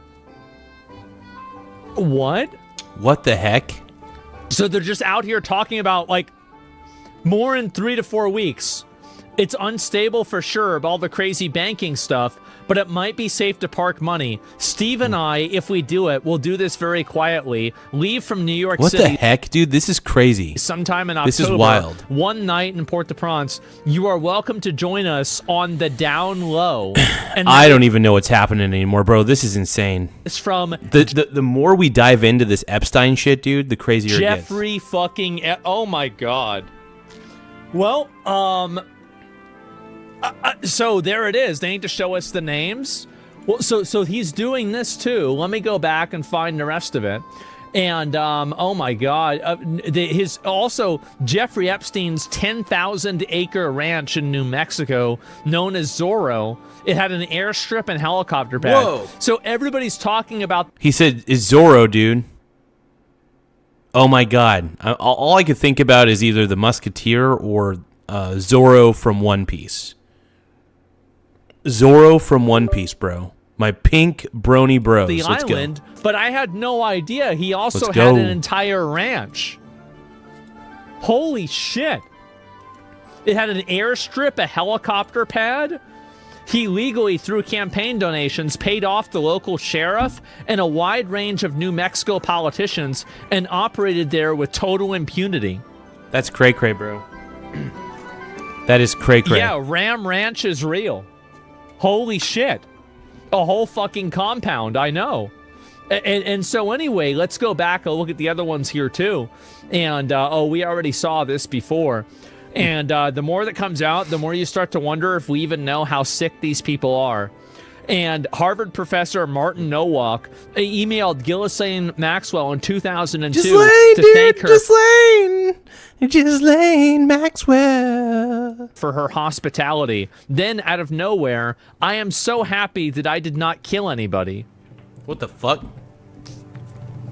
I am so very sorry I caused you so much worry and I What the spoiled hell? this day. I am so happy that I did not kill anybody. My perspective on life has changed now. Lots of love, Martin. What the fuck? He's happy that he didn't kill anybody? What is... Oh my God, any context, man. Give me context, bro. What the frick? Dude, this is insane. This is honestly very, very crazy. I don't even know what to think about this, bro. You're a pink brony, bro. Jeffrey Epstein's Zorro Ranch report surfaced in 2019 regarding a never realized plan by the late... Yeah, if you guys could, though, tap the subscribe button. The more subscribers we get, the better. We're trying to reach 8,000 subscribers by the end of the week. Preferably by the end of the stream, if at all possible. But yeah, you guys tap the subscribe button. It really does help the channel grow in more ways than one. So I just want to say I appreciate all you guys. And thank you so much for your time. Let's keep rolling. Jeffrey Epstein Let's to do it, use bro. his ranch for a baby-making factory or Laugh a out eugenics loud. project where he hoped to inseminate women with his DNA.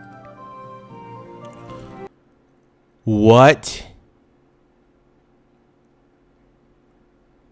What the frick, bro? I don't even know. I don't even know what to say, bro. Like, you can't make this shit up. You just can't. I mean, Sometimes the craziest stories are those that come from reality, not from fiction. The craziest stories tend to be from reality itself. Holy crap. My God. I don't even know what to say. Epstein Island had a temple dedicated to the demon Moloch. Moloch, what the hell? Moloch, he is a wish fulfilling entity who can change your life in unimaginable ways, like it happens in the movies. But what does Moloch demand? Child sacrifice and the meat of little children? What the dude? What the f? What the f? Oh my God, bro! What the f? Wait. Well, I don't think that. I mean, what are those? I don't even know what the hell those things are. I mean, this is dude. Hold on, I need a minute.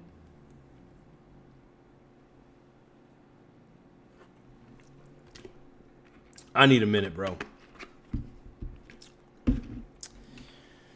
I don't even know what to say, man.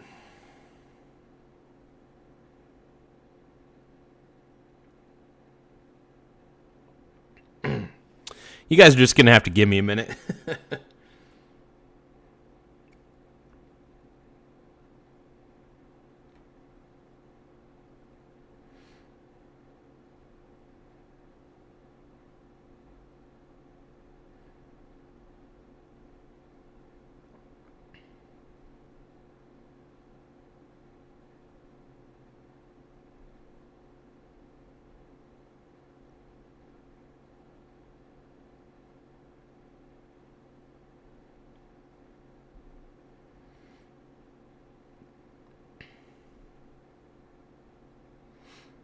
Man, silver, the price of silver keeps dropping too, man. I love it though. When silver goes up on when silver goes on a bear, I call it a bear plunge. So I call it a bull run and a bear plunge. When silver tends to dip, that's when I buy silver on the dip, and then when silver goes back up on a bull run, that's when I'm able to sell for a profit. It works pretty much every time. Oh, this is Poseidon. Children were being sacrificed to the gods of elites on Epstein's Island. The designs and statues on the island reference Babylonian cultures that worshipped in the same false light Anunnaki gods. Even their demonic This is crazy, dude. This is really demonic shit, bro. This is demonic crap, dude. Messenger was there. This is demonic. Holy crap, dude.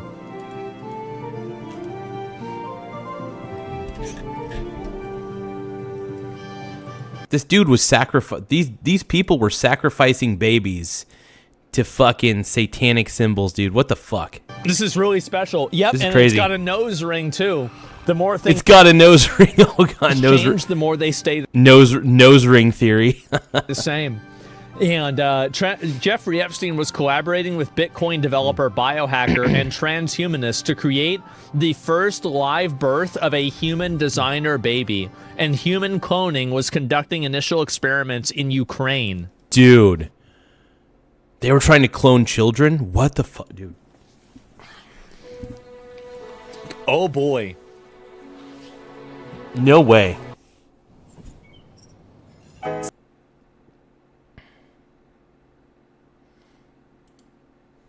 Sounds like you could be the first investor so long as there's absolute anonymity. I have always envisioned there would be anonymity requirements about babies. We can't publicly identify who these are or their parents or benefactors. It would brand the child, essentially and sadly, a freak of life in the media.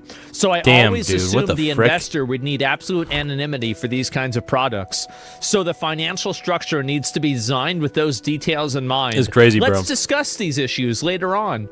I have no issue with investing. Wild, the problem is wild, only if I am wild. seen to lead. Holy There is a freaking crap, deck bro. about my designer baby project. I can't program, but I am not bad at structuring. Smiley face. Attached is a document that you requested. It's the use of funds spreadsheet for the designer baby and human cloning company.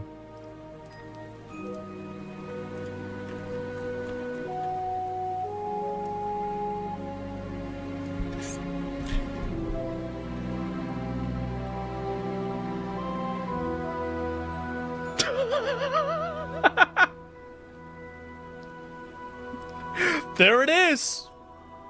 Yep, there it is. Wow. The Clone Wars. Yep, 0 arrests. Nobody's going to get arrested. Nobody's going to jail. Nothing's going to happen. Everything will continue on as normal, and there will be no consequences, no changes, nothing at all. And in 5 years from now, people won't even believe what was being released today ever even happened. That's the difference. That's where things are going to go. People won't even believe that it happened. This gets us out of the self-funded garage biology phase to the first live birth of a human designer baby, and possibly a human clone within 5 years. When was this? I mean, these people were trying to create humans from scratch, basically. Designer babies? What the dude, that is insane. This is like, dude. 2008.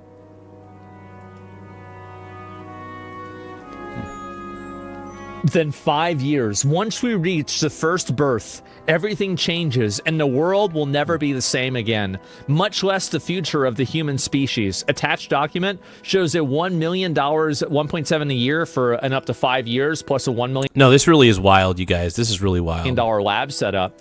Honestly, that's a really good deal. That's a great deal for something like this. Like, wow. Like 1.7 million a year? Yeah, that's pretty cheap. Wow. Okay. He was creating his next vessel. So, yeah, I think that's true. Next steps, I'm happy to hop on another call and take a trip to meet you in person. And if you have any thoughts about what might be missing or what's a reasonable estimate to get to the first live birth, I might really appreciate this. I'm going to be in Lithuania. Well,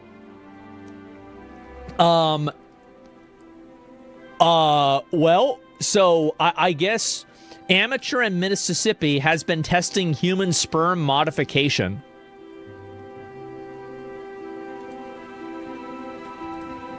Dude, I don't even know what to say. I really don't. Like, what the fuck is going on? So anyway, we've got even more of this. Let me see if I can pull up the other ones too, because it's gotten even more ridiculous and even more insane. So, where is it here? Oh no, this one, that's right. That one was bullshit. Let me go back to the other one. There's been a lot of these that were bullshit. I've gone through them and I haven't gotten through everything. Epstein and Maxwell bury 2 foreign kids that were strangled to death during rough fetish sex. No. What?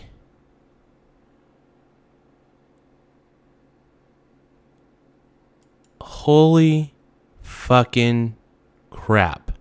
Dude, this gets so dark. Like, I'm having trouble computing this in my brain.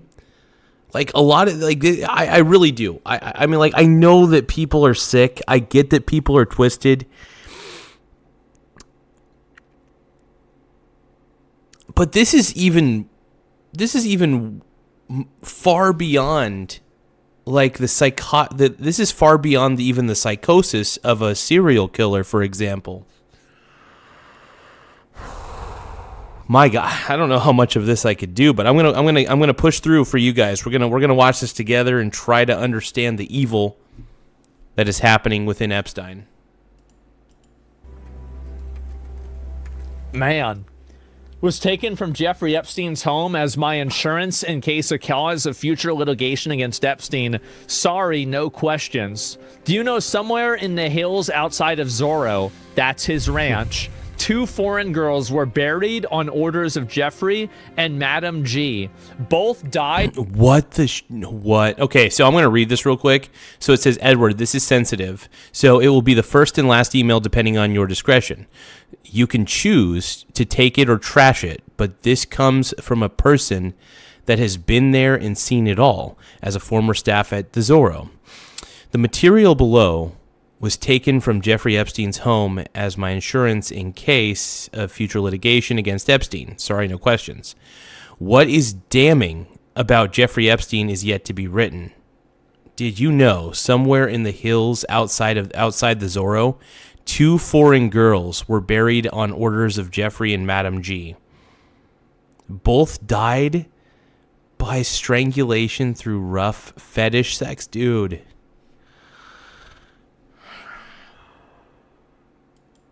By strangulation during rough fetish sex. Here are the link footage of Jeffrey Epstein, link truncated, sex video with minor, threesomes, underage girl. Oh my God. So, is your mattress giving Did you notice that it said at the bottom, please like give 1 Bitcoin or something like that? That's crazy.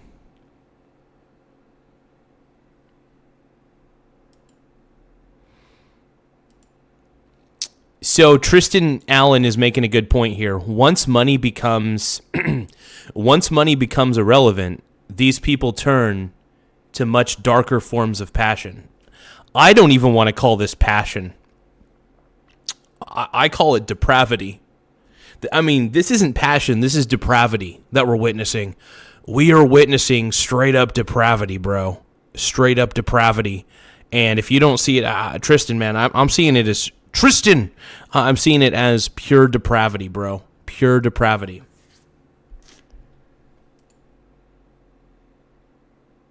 It's seriously, it's sick. These people are disgusting. I think that this is the tip of the iceberg. That's what I think this really is. I think it's actually the tip of the iceberg here. And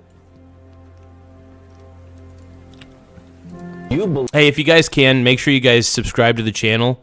The more subscribers we get, the better. So please take the time to tap the subscribe button. It really does help the channel grow. We're trying to expose more of the Epstein files. We're trying to react to more of this. We want to shine a light on all this Epstein stuff and say, dude, this is not cool. We're tired of being ruled by all these pedos. We're tired of being ruled by pedophiles, okay? We're done with it. Believe that children are being abused by pedophiles in Hollywood. Absolutely. So why are you sitting down talking to me? Why aren't you sitting down with the police right now? I've told the police. In fact, if anybody wants to go back to 1993 when I was interviewed by the Santa Barbara Police Department, I sat there and I gave them the names. They're on record. They have all of this Yeah, Corey Feldman, dude. Corey Feldman revealed all the pedophilia that was happening in Hollywood. And I think it's still happening. I still think that Hollywood has a major pedophile problem. I really do. I think a lot of the executives in Hollywood are groomers and probably pedos. I wouldn't be surprised. information, but they were scanning Michael Jackson. All they cared about was trying to find something on Michael Jackson. Who you said, by the way, did not abuse you. Hey, thank you guys for subscribing, by the way. We're currently sitting pretty at 7,811 subscribers. Once again, we're sitting at 7,811 subscribers. All I ask is that you please subscribe to the channel. Please take the time to tap the subscribe button. It really, really helps. And I appreciate you all. Thank you so much. Michael was innocent. You've said the king. Of course he's innocent. You've had death threats. Yep. Yes. Because you have this information and have threatened to expose The goat. Another reason I think to go to police. That's a crime to threaten someone's life. I've gone to the police with that as well. And what would be wrong with going to the police now? So wait a minute. So are you saying that a lot of this stuff got scapegoated on Michael Jackson? Laugh out loud. So wait, Michael Jackson was the fall guy and he didn't even do anything wrong? Look, I honestly believe that Michael Jackson was innocent. I really do. I honestly think that they were trying to make Michael Jackson look like a predator.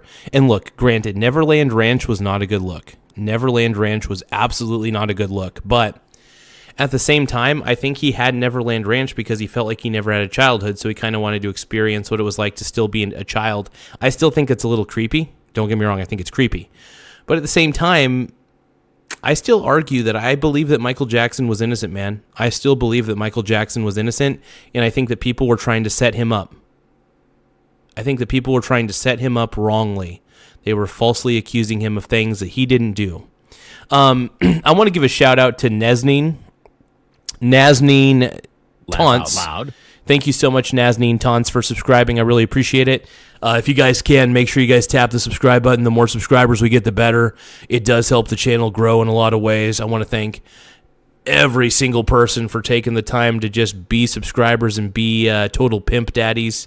You guys are making the channel grow in more ways than one. You're making my pants feel tight.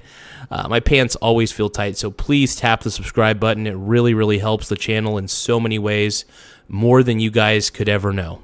Anyway, back to the show. And they focused on Michael Jackson to keep the focus away.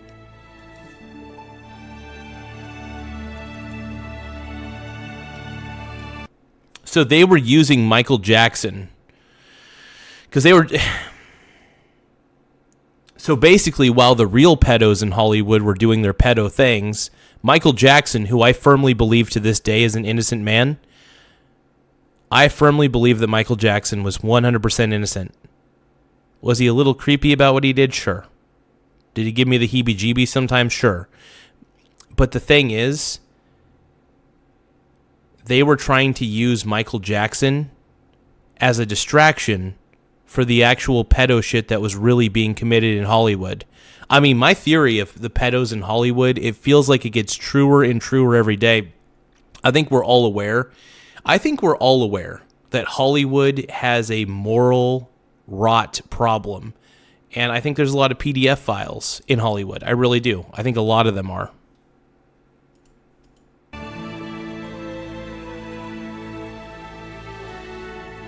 Holy shit. Again, didn't work out in Santa There's Barbara. a statute of limitations, Matt, in the state of California, which protects people. It's not Listen to this. Listen to this. limitations, Matt. And there's a statute of limitations, Matt, in the state of California, which protects people. It's not that way in New York. It's that way only where the movie industry is, conveniently enough, in California. That's the serious... Tristan Allen says, yeah, Michael was just trying to be a kid again and give kids what he never had. Look up at his child. Yeah, his dad was, from what I heard, that Michael Jackson's dad was a total piece of shit. Feline Gaming says Isaac Cappy also was exposing the pedos and went missing.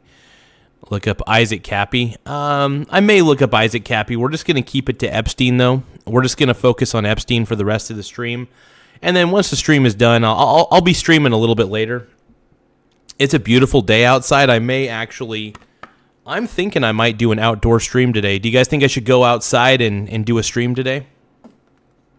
What do you guys think? Outdoor stream? The Michael Garza Show. Outside. Outside and ready to roll. Michael Garza. The Michael Garza Show. seriousness of this. You cannot, because if I were to go to the police, I would be the one who's getting sued. Wow. Wow. It's crazy what Feldog exposed. Corey Feldman exposed a lot of the rotten Hollywood, man. He exposed a lot of the rotten Hollywood. You guys, if you guys can, please subscribe to the channel. The more subscribers we get, the better. We're trying to stick it to the woke agenda. If you guys love Trump as much as I do, please subscribe. If you guys love J.D. Vance and want him to run in 2028 with Marco Rubio, please subscribe. If you guys think that Corey Feldman is brave as fuck, I love Corey Feldman, by the way. Even though I make fun of his music career, I think that Corey Feldman is a very brave individual for doing what he did. Please subscribe if you love Corey Feldman. Let's go. Wow. I don't even know what to say. And this is insane, man. Epstein Islands is the real Neverland Ranch. Well, Epstein, to be fair, Epstein also had a ranch too. So just keep that in mind. It's not like there's only one. I'm saying that there are people that were the people that did this to both me and Corey that are still working. They're still out there, and they're some of the richest, most powerful people in this business. And they are. I'm saying that there are people that were the people that did this to both me and Corey that are still working. Okay, Feline Gaming. I'll look into him, man. There, and they're some of the richest, most I'll powerful look into people him in this business. probably when I'm walking around. He's saying what I'm saying right now. Are you saying that they're pedophiles? Yes. And that they're still in this business? Yes. That's Yep. and that's what you're saying in your book. When you talk, you're damaging an entire industry. I'm sorry. I mean, Corey Feldman is revealing the issues. Hag.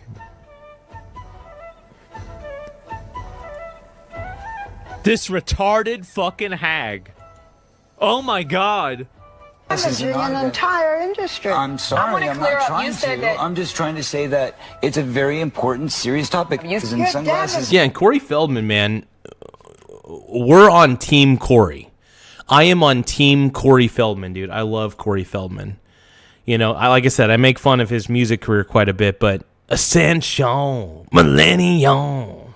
I'm still a big fan of that, but hey, guys, if you can, make sure you tap the subscribe button. The more subscribers we get, the better. It does help the channel grow.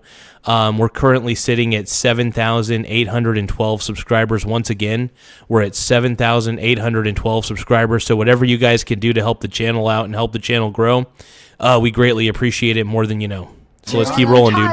Ascension, Millennium.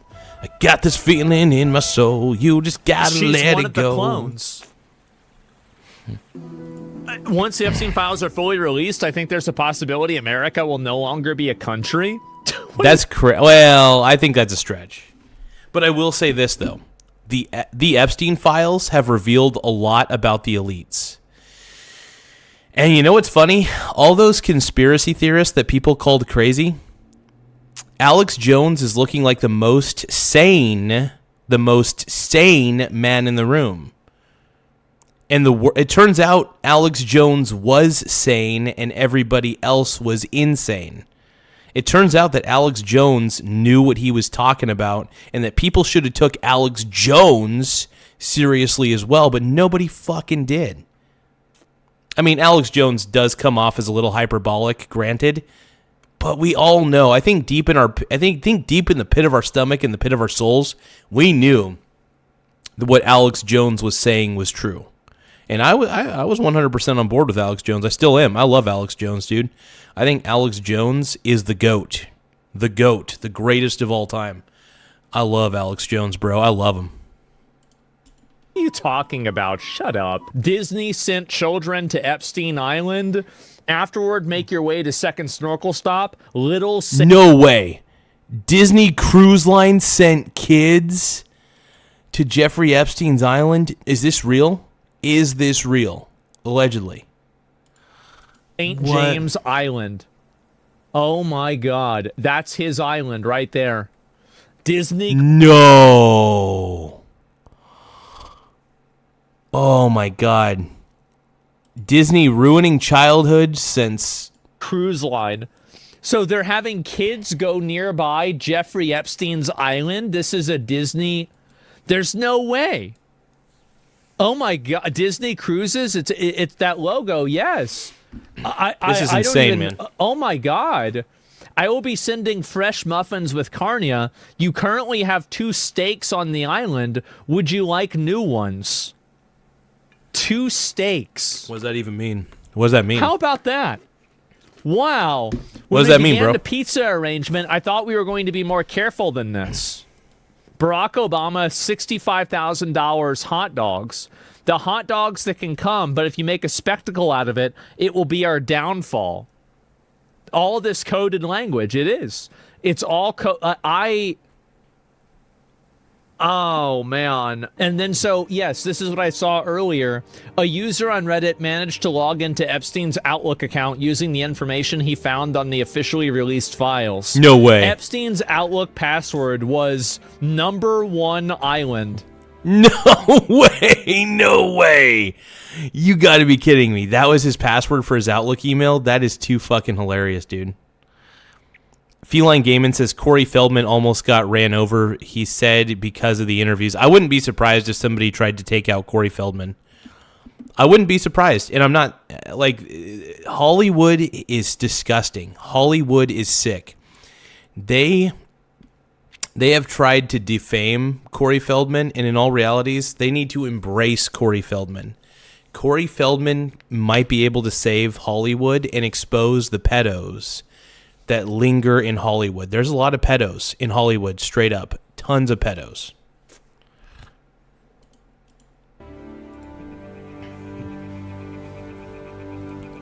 The #1 island boy. The #1 island boy? What? No way. No way. Because I'm an island boy, and I'm just trying to make an island boy. Oh my God. In plain sight. Hey guys, if you can, super chats and gifts really do help the channel in a lot of ways. So please, if you can, don't forget to leave a gift, even if it's a happy poop yum yum, even if it's a laughing disco gift. Actually, I'm gonna name off all the YouTube gifts that you guys can actually give me during the stream. Okay, I'm gonna list all of the gifts that you guys can give me. All right. Oh, guess what? You guys can actually give me a torch. Look at this. You guys can give me a torch as a YouTube gift. Oh, a foam finger. Hell yeah. So if you guys want, you guys can give me a foam finger. You guys can give me buffalo wings. It's probably pretty blurry, but these are all kind of like the little gifts that you can give me. Ooh, you guys could give me a football. You guys could give me nachos. You guys could give me a silver medal, gold medal, a wolf skier, a stadium. You guys could give me a whole stadium, by the way, for 3,000 joules. So yeah, I could get a whole stadium for 3,000 joules. I could get headphones for 3,600.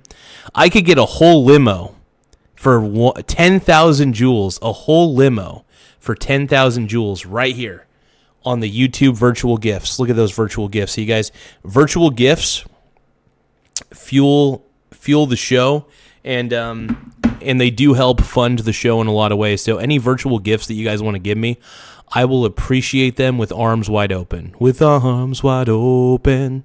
So yeah, any virtual gifts you guys want to send my way, great. Any super chats, I highlight gifts, I highlight super chats, I highlight gifts. I do it all because I really appreciate everybody, and I want to thank everybody for even taking the time to be subscribers and like the stream and everything of the sort. You guys are incredible. You guys make the channel go round. You make me feel really tight in my pants. I love it. Yes. And oh my God, really? Yes. Actually, really, that's a password. I don't even know what else to say. And number one island. I can't believe it. Also, there's been an ongoing conversation recently about whether Jeffrey Epstein is actually a vampire, time traveling, and in a previous life. No way. Are you? Oh my God. No way. I'm not going to lie. They look very similar. Jeffrey Epstein is a vampire? That's what they're implying. They're implying that Jeffrey Epstein is a vampire. Which, honestly, at this point, it wouldn't shock me. At this point, nothing shocks me about this Epstein shit. The more I look into the Epstein crap, the less shocked I am. Like, I'm just not shocked anymore. It's very tough for me to be surprised by all this. It really is. And I can't believe it, bro. I can't believe it. He was formerly Andrew Jackson, President of the United States. Holy crap. At this current point, we're not sure if that's true. There's a high probability that it's not true. Poly market, dude. There needs to be a poly market. There needs to be a poly market prediction. Was Epstein Andrew Jackson, former President Andrew Jackson? But that probability that's so crazy. That it's not true. That is so crazy. Every day, doesn't it? It does. That's very, oh my very God. odd. Oh my God. He has so much power. Think about it. Yeah, it's 50-50. It's 50-50. That is too funny, man. That is too freaking funny. So Jeffrey Epstein is a time-traveling vampire. That is what they're suggesting on this. This is too funny, man. We'll too never funny. know. I think we might. Yeah. I mean, Andrew Jackson could be Jeffrey Epstein. I don't know. Are you ready for this conversation? Oh, born ready. Absolutely. So where's the rest of this here? And then also... This is fabulous, man. This is insane, bro. Saudi government sold the Kaaba's covering to Jeffrey Epstein. So the Kaaba is like it is the most holy. It's like, I don't know if I'm really... What is that? That looks like a jewelry box. Is that a jewelry box? That's got to be a jewelry box, right? Honestly, to be honest, it looks like a big old jewelry box. Doing this justice. It really it's like does. The Shroud of Turin or the Holy Grail, right? The Ark of the Covenant level of a relic to the Islamic faith, right? It is like, it's the biggest, most important one. They all walk in a circle around it. They touch it. It's a big fucking deal, okay? It's a massive fucking deal. And so anyway, it's a rock. It is a rock. And so anyway, but the inside of the box, there is a rock. I believe it's a meteorite. Oh, you guys, don't forget to tap the subscribe button. The more subscribers we have, the better. So please subscribe to the channel. If you guys think that Jeffrey Epstein is the most evil man ever, please subscribe to the channel. If you guys just think he's evil in general, please subscribe to the channel. The more subscribers we get, the better. Yeah, we're just disgusted by the Epstein files right now. We're kind of taking it all in, and I'm still actually not too sure what to think about this man. I think it's really hurting my brain. It hurts my brain to watch this shit, dude. Or something like that. The Saudi Arabian government sold the Kaaba's covering to Jeffrey Epstein.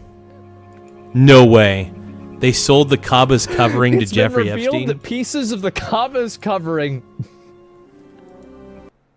At Fastly, That's insane, bro.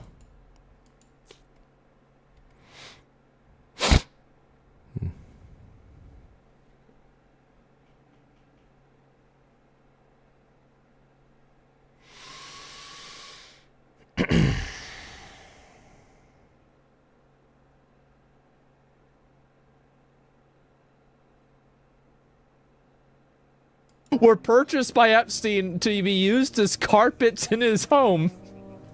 Oh my god.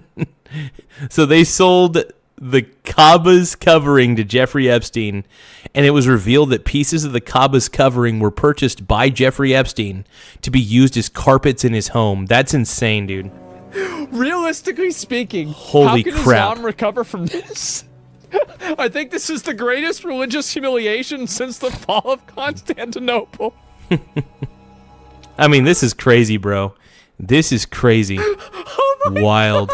Wild, wild, wild, dude. Bro, like, I don't know how many of these are real or not. I mean, some of the shit that comes out is hard to say. He probably made the, yeah, bro, he actually could have had the Holy Grail. I don't know what else to say. And what the fuck, who was this guy? I don't know. Okay, this is the other thing that I want to look at. So there is not a good chance. There is a chance that Epstein is still alive. It sounds insane, but let's examine the evidence. An hour before Epstein's death was announced, a series of 4chan posts from an MCC prison guard claiming a body swap took place, and a van arriving that didn't check into the prison violated prison protocols.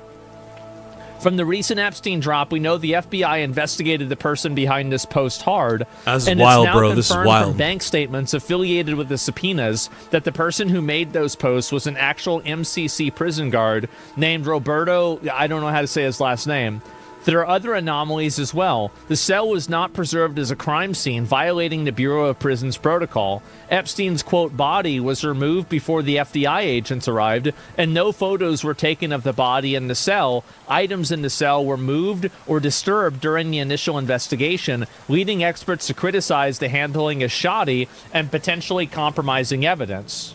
No DNA evidence or fingerprint combinations exist to Jeffrey Epstein's bodies because his brother Mark identified the body as real. Would Mark have an incentive to lie about his brother actually being dead and even instigate a fake fight over whether he was murdered or... Oh my god, yeah. That's interesting. You know who really needs to be investigated is Epstein's brother. Oh my god, yeah, I think Epstein's brother should absolutely be investigated without a doubt. Holy crap, bro. Holy crap, bro. Holy crap. This is wild, man. This is wild. I mean, this is... You guys are blowing the lid off of this shit. You guys are blowing the lid off of it. committed suicide in order to distract from the theory if he's alive? So this is the post. Not saying anything after this, please don't try to dox me, but last night after 4:15 a.m., they took him to... Give me 1 second here.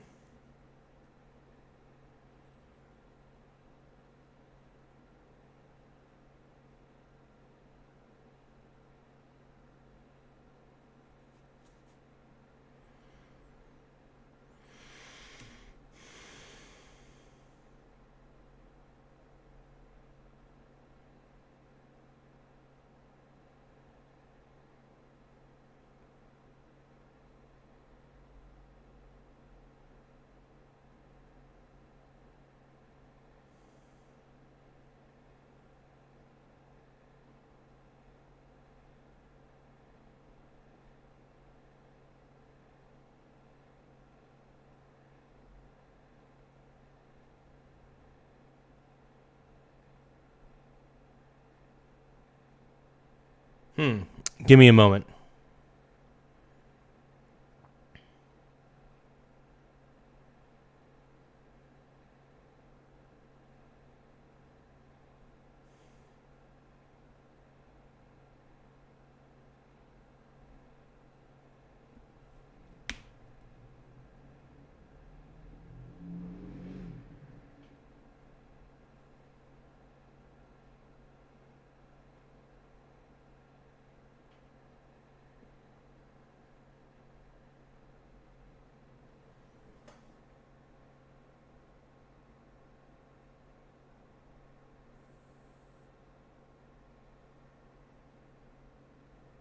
Okay, here we go. Medical in a wheelchair, front cuffed, but not triage. Not one triage nurse says they spoke to him. Next thing we know, a trip van shows up. We do not do releases on the weekends unless a judge orders it. Next thing we know, he's put in a single man cell and hangs himself. Here's the thing. The trip van did not sign in, and we did not record the plate number. Oh, that's and crazy. The guy in Oh, the yeah, green- that's right. That's right. This is insane. This post is so insane. I don't know how real it is, but we were reacting to it, I think, yesterday.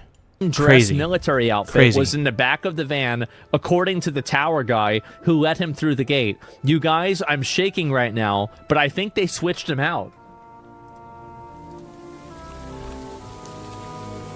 And I wouldn't be surprised. I would not be surprised if that was the result. If this post ended up being true, which I honestly think 90% chance that this post is real. Is it possible that he is still out there? Do you guys really think they switched him out? Do you guys think that they switched Epstein out? I don't know. I mean, the more I fall down this rabbit hole, I'm starting to wonder if he ever died. Epstein is at Mar-a-Lago. Okay, you guys, hold on. I'm gonna make myself some canned chili real quick. So, BRB. Just give me a few moments. I'm gonna make my canned chili, and then I'm gonna have some. I'm having nachos for lunch, man. I'm having chili nachos for lunch, bronies. Let's go. Let's go.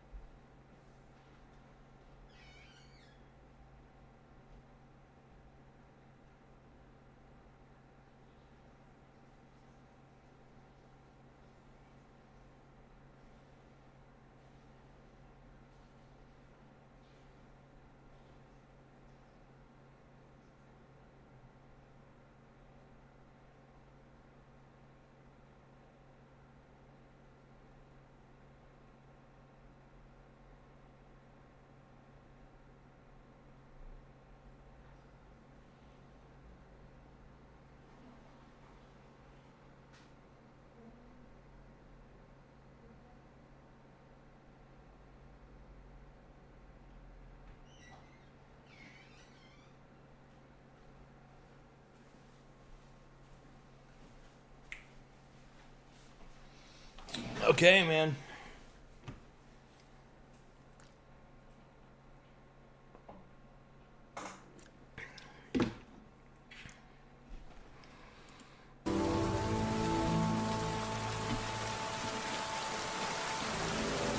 I mean, this is really... I mean, this all gets so crazy, dude. All these conspiracy theorists, they get wild, man. Hey, I love my SpaghettiOs, bro. You keep SpaghettiOs' name out your mouth, bro. Keep SpaghettiOs' name out your mouth. Okay? All right, bro. Brony. My brony bro. Oh, man. Oh, man. Morticians confirm the photos of Epstein's body were actually him alive, not deceased. What? Yeah, do you remember whenever people said that, like, Epstein didn't kill himself? Now they're saying Epstein's not even dead. He could be watching the stream right now. Oh, my God. So you're saying that Epstein was actually... Oh, my God. That's not Epstein? No. Yep, think about that. Jeffrey No Epstein way. could be watching this stream at this very moment. Wouldn't that be funny if Jeffrey Epstein actually was an Asmund Gould fan? That would be fucking hilarious, bro. So, hey, who here in the chat is Jeffrey Epstein? Which one of you guys is Jeffrey Epstein? I think Jeffrey Epstein is lurking in this chat right now. Jeffrey Epstein, I want you to come clean. If you are in the chat, please reveal yourself in the chat right now. Jeffrey Epstein, I swear to God, if you are in the chat, man, please reveal yourself in the chat. That's all you got to do, bro. If you are still alive, reveal yourself in this chat, please. Oh, man. Hi, Jeff. Oh, my God. This is crazy, bro. This is insane. This is wild. Well, there it is, guys. Cray. Things are just going absolutely fucking insane. Jeff done fucked up. Hey, thank you guys for tapping the subscribe button. Please subscribe to the channel if you haven't already. We're really trying to grow. We're trying to get to 10,000 subs. We're at the precipice of getting 8,000 subscribers. We're almost there.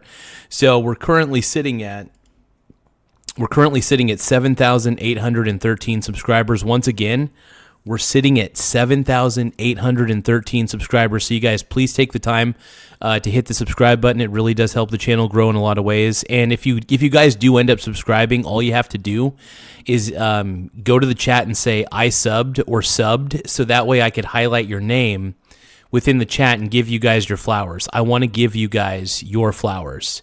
So if you guys do end up subscribing, please let me know in the chat. I'm going to highlight your chat and I'm going to give you a shout out, okay? It was always a possibility. It sure was. I mean, I don't even know what else to say about this beyond, I mean, it is beyond anything. Yeah, thank you guys. You guys are incredible, man. Thank you guys for subbing, man. I can't believe it, bro. I can't believe we have so many subscribers, man. I can't believe we have 7,813 subscribers, man. We've come so far on this channel. Like, we really have come very far. And I'm appreciative of you guys. You guys are incredible.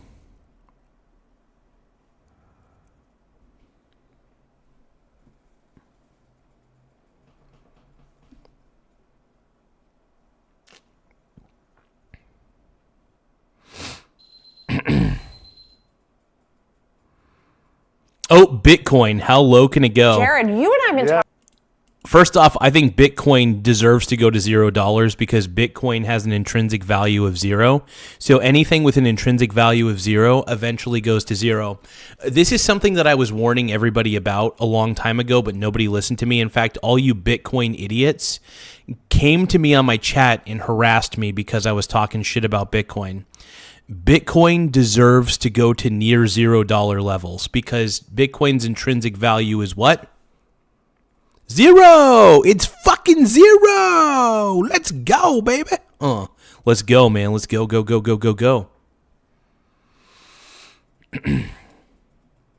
Well below. So Oh, looks like we got Jeffrey Epstein 1945 says, you summoned me? Jeffrey, man, what were you doing? What were you doing, bro? What were you doing on your island, man? Why? And did you fake your death, bro? Did you fake that death? What the hell, bro? Well, it looks like we got Jeffrey Epstein in the chat somehow. I don't know how this is possible. We got Jeffrey Epstein 1945 in the chat. Once again, we have Jeffrey Epstein 1945 in the chat. I guess I'm going to give you your flowers, bro. I don't want to. I don't want to give you anything. You're a piece of garbage. 75,000. People on Polymarket think it's going to keep going down. So. Oh, dude, people on Polymarket think that Bitcoin's going to go below. People think it's going to go below 55,000. I love it. 64% of people think it's going to go below 55,000, and it should, by the way. What price will Bitcoin hit in 2026? I mean, Polymarket's pretty divided. I mean, here's the thing, though. Bitcoin ultimately is phony baloney Ponzi money. And eventually Bitcoin is going to go to near $0 levels. And the reason that it's going to go to near $0 levels is because at the end of the day, like I keep trying to tell you morons, Bitcoin is a Ponzi scheme. Bitcoin is a Ponzi scheme. It's even worse than a multi-level marketing scheme in a lot of ways. Basically, it requires new investors to fund the old investors. What people do, what these Bitcoin pump and dump artists do, is they find people who are dumber than they are, and they tell them, hey, buy Bitcoin when it's going up because it's only going to keep going up. So they sell them this lie that Bitcoin's going to make them rich, but in all reality, most people end up being the bag holder, and only a certain amount of people become rich off Bitcoin. Because it requires that everybody pool in their funds and be stupid. But Bitcoin has an intrinsic value of 0. So eventually Bitcoin will have to go to 0 because its intrinsic value is 0. That is how the formula works, and that's how value works. If it has an intrinsic value of 0, it has no real-world utility. It is completely useless in the real world. Bitcoin has no reason. There is no reason for Bitcoin to be worth any amount of money. Bitcoin deserves to be worth $0. I repeat, Bitcoin deserves to be worth $0. I'm not taking that back either. I'm not taking it back. Yes, exactly. Okay, so Bitcoin's a Ponzi scheme, bro. What are you seeing in the charts? 75,000 was a very important technical level. It was the low from last year, that's 2025. It was also the high from 2024. And so that was kind of my line in the sand. And I said, if it starts kind of probing below that level and then it acts as resistance, here's a chart. Let's just put the 5-year up there. Oh, well, hold on. This is the binder. Oh, good catch there. Let's put Bitcoin, because they do look kind of similar here. And let me just... Hey, guys, what is Bitcoin? Bitcoin is ClickCoin. Once again, Bitcoin is ClickCoin.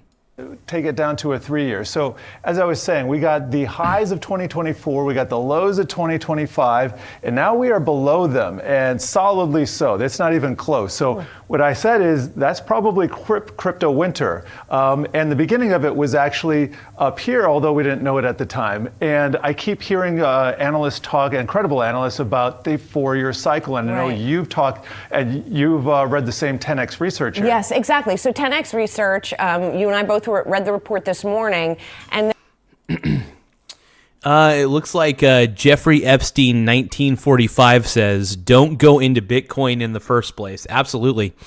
Yeah, avoid Bitcoin like the plague, bro. Avoid it like the plague. Bitcoin's a Ponzi scheme. It's dirty money. Bitcoin is used by human traffickers and terrible people. All cryptocurrency is basically used by grifters, human traffickers, people who do shady shit on the black market. You know?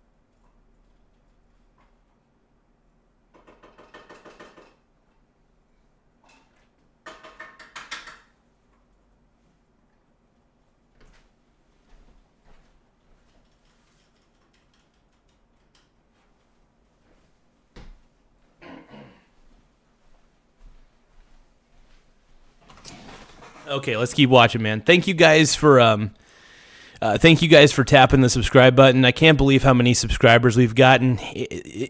Yesterday we got I think 110 new subscribers. So I want to highlight some of the people. I'm just going to put some people's names up on the screen. These are just a few people who have become subscribers to the channel. And also I want to shout out some of the people who become members as well. So we got members, we got my boy Nate Dogg, we got Major General Tao. Let's see. I'm just gonna give a shout out to everybody I can. We're just gonna give shout outs everywhere. Super chat shout outs, Laugh out loud. Membership shout outs, subscriber shout outs, whatever, any sort of shout out we can. I just want to thank everybody for super chats. I'm gonna highlight the super chats that have been given over the last 24, 48 hours. 8 days a week, I don't know. I'm just basically putting everybody's name up on the board that I can. Everybody I can. I'm not going to... Obviously, I can only put a fraction of the people on the board, but we're going to put up super chats that have been given over the last week. Subscribers, members who have become members over the week. Just everybody who's been incredible and really helped everything. Laugh out loud. Jeffrey Epstein says, look at my other comment, Garza, about the Bitcoin parties. We don't accept burnt pizza. Don't highlight me. Keep me redacted. Oh, God. Jeffrey Epstein has invaded the chat, by the way. To everybody, I'm scared. Jeffrey Epstein is in the chat. Jeffrey Epstein is in the chat. Jeffrey Epstein, 1945, has revealed himself in the chat. Laugh out loud. I'm freaking scared, bro. I'm scared, bro. My brony brothers. They're talking about a potential low of 40. Yes. And they say that's not going to happen in the short term. They're looking more towards sort of September. FIFA, I think the World Cup is their peg for it. I looked that up. So that's mid-June to mid-July. And so that would be the beginning of the window. And I think September would be the end of the window. So we've seen this cycle play out before. Let me put a 10-year... Here's the thing, dude. The cycle is good. Here's the thing. Bitcoin is stupid. Laugh out loud. Bitcoin at the end of the day is phony baloney dildo money. And there is no reason to take Bitcoin seriously ever. Bitcoin is absolute trash. Absolute trash. You know it. I know it. The American people know it. Chart so I can show you what happened over the last crypto winter. So here we had 20 to 2022. We had laugh out loud. So Jeffrey Epstein 1945 is saying Jeffrey Epstein doesn't like My Little Pony. Ironic, but okay. So Jeffrey Epstein 1945 does not like My Little Pony. That's fair. Laugh out loud. Had this double peak here, and then it took a while to find a bottom. We eventually did, but then it's off to the races. Here we have a little bit of a different structure here, but a double peak, and it looks like, if you extend this line, we'll have that bottom maybe sometime in the fall, or maybe as early as summer. But I was talking to Mark Newton on an episode of Stocks in Translation. He's the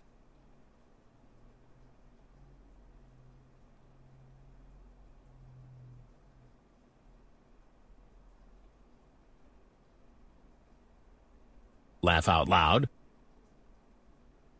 Give me one moment, everybody. One moment.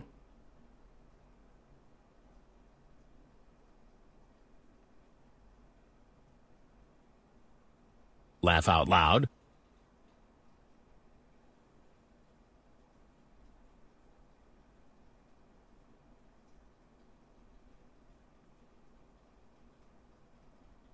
Laugh out loud.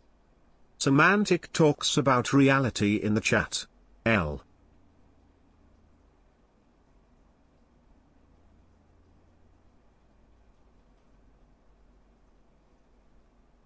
Laugh out loud. Think Epstein is dead? I have a bridge to sell ya.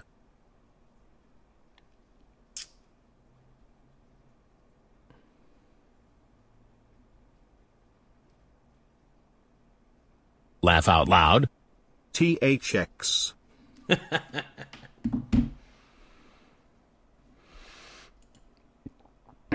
This is great, man. The top technical strategist for Tom Lee, and specifically mentioned the 4-year cycle, which I thought was interesting. And let's take a listen to that. What the heck?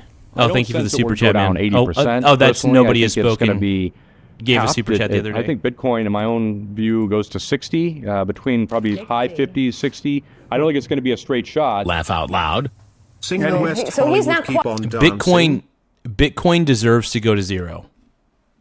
If there is one asset class that deserves to go to zero, it's Bitcoin, dude. Laugh out loud. You keep interrupting your own stream every 10 seconds. I know. When you point your finger my way. Laugh out loud. Yeah, Bitcoin sucks, dude. Bitcoin is Clickcoin. Bitcoin is going to erase all your wealth. If you guys are stupid and you have your life savings in Bitcoin, you're stupid. I'm sorry, you're just dumb. If you have your entire life savings in Bitcoin, you're a moron. Laugh out loud.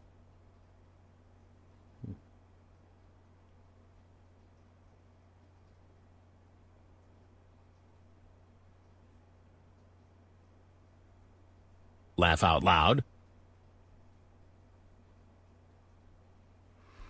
Hey, I want to thank everybody who's taken the time to subscribe. Hey, Kemoy Chapman, thank you for the torch. We got Jeffrey Epstein, 1945 says, just checked what the DOJ released about me. Never mind on that last comment. I like My Little Pony, apparently. I'll help you sell that bridge for 400,000 shekels. Laugh out loud. Oh, my God. Dude, Jeffrey Epstein, 1945 has invaded the chat, bro. Kemoy Chapman, 4028 just sent a torch for 200 joules. My boy Kemoy, what up, my brony brother, my boy Kemoy. Everybody give a shout out to my boy Kemoy.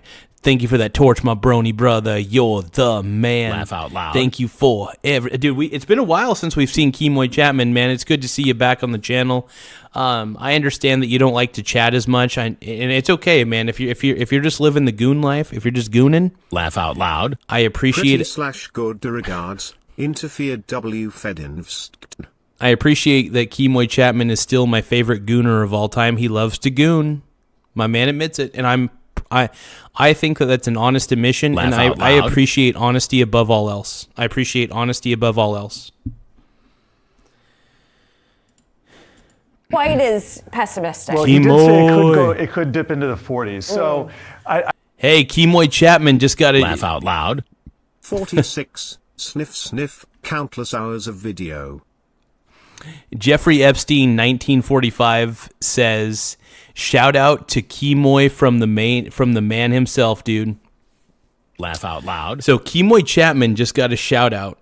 Kemoy Chapman just got a shout out from Jeffrey Epstein, 1945, bro. My boy Kemoy got a shout out from Jeffrey Epstein, 1945. What the F? What the F? What the F? What the F? What the F, bro? What the fuck? I'm not hearing anything about an 80% wipeout, so I guess that's the good news. And the other good news is that Bitcoin is very cyclical. We've seen these cycles play out before, and so you just got to kind of hold yourself right here if you're a holder, or if you want to buy, just wait a little bit. Well, what I thought was really interesting about that 10x research report is this moron laugh out loud? You know, I hate the people on these two people are idiots. If you think that Bitcoin is going to be a good long-term hold, laugh out loud. I got a bridge to sell you, bro.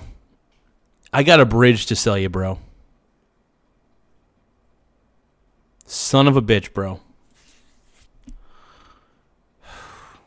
Laugh out loud. Man, I am so sick of the Bitcoin shills, the people who are shilling Bitcoin. There is zero reason to shill Bitcoin. Bitcoin is not a real asset. Laugh out loud. It is fake. It's as fake as my tits. Okay? Bitcoin is just as fake as my tits. That's all I got to say. In fact, if anything, Bitcoin is faker than my tits. the whole industry, I mean, you and I have been talking to people in the crypto industry for a while. They were so excited about institutional adoption. It's going to become more normal for people. Oh, we all know that Bitcoin's a scam. And you know what's funny? The people in the institutions were well aware before anybody else knew that Bitcoin was a scam. I have been telling you guys for years that Bitcoin is a total scam and a total Ponzi. But nobody fucking listens.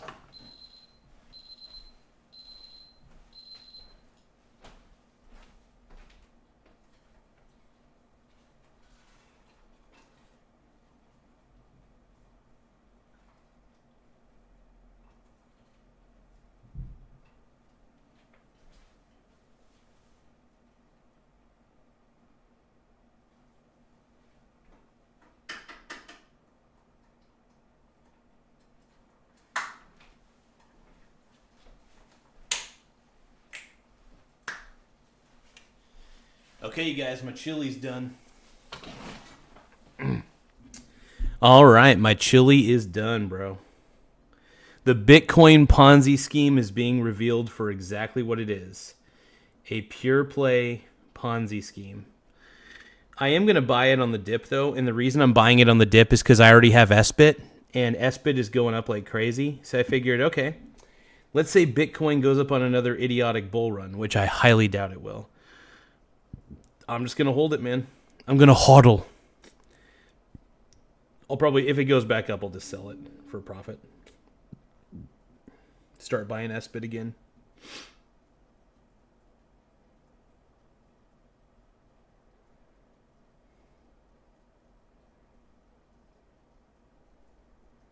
Hey, when you point your finger my way. No, it's so funny, man, because Bitcoin is one of the stupidest, is really legitimately one of the stupidest asset classes of all time, because Bitcoin has an intrinsic value of 0, and it always will have an intrinsic value of 0, straight up. It's just such a worthless thing.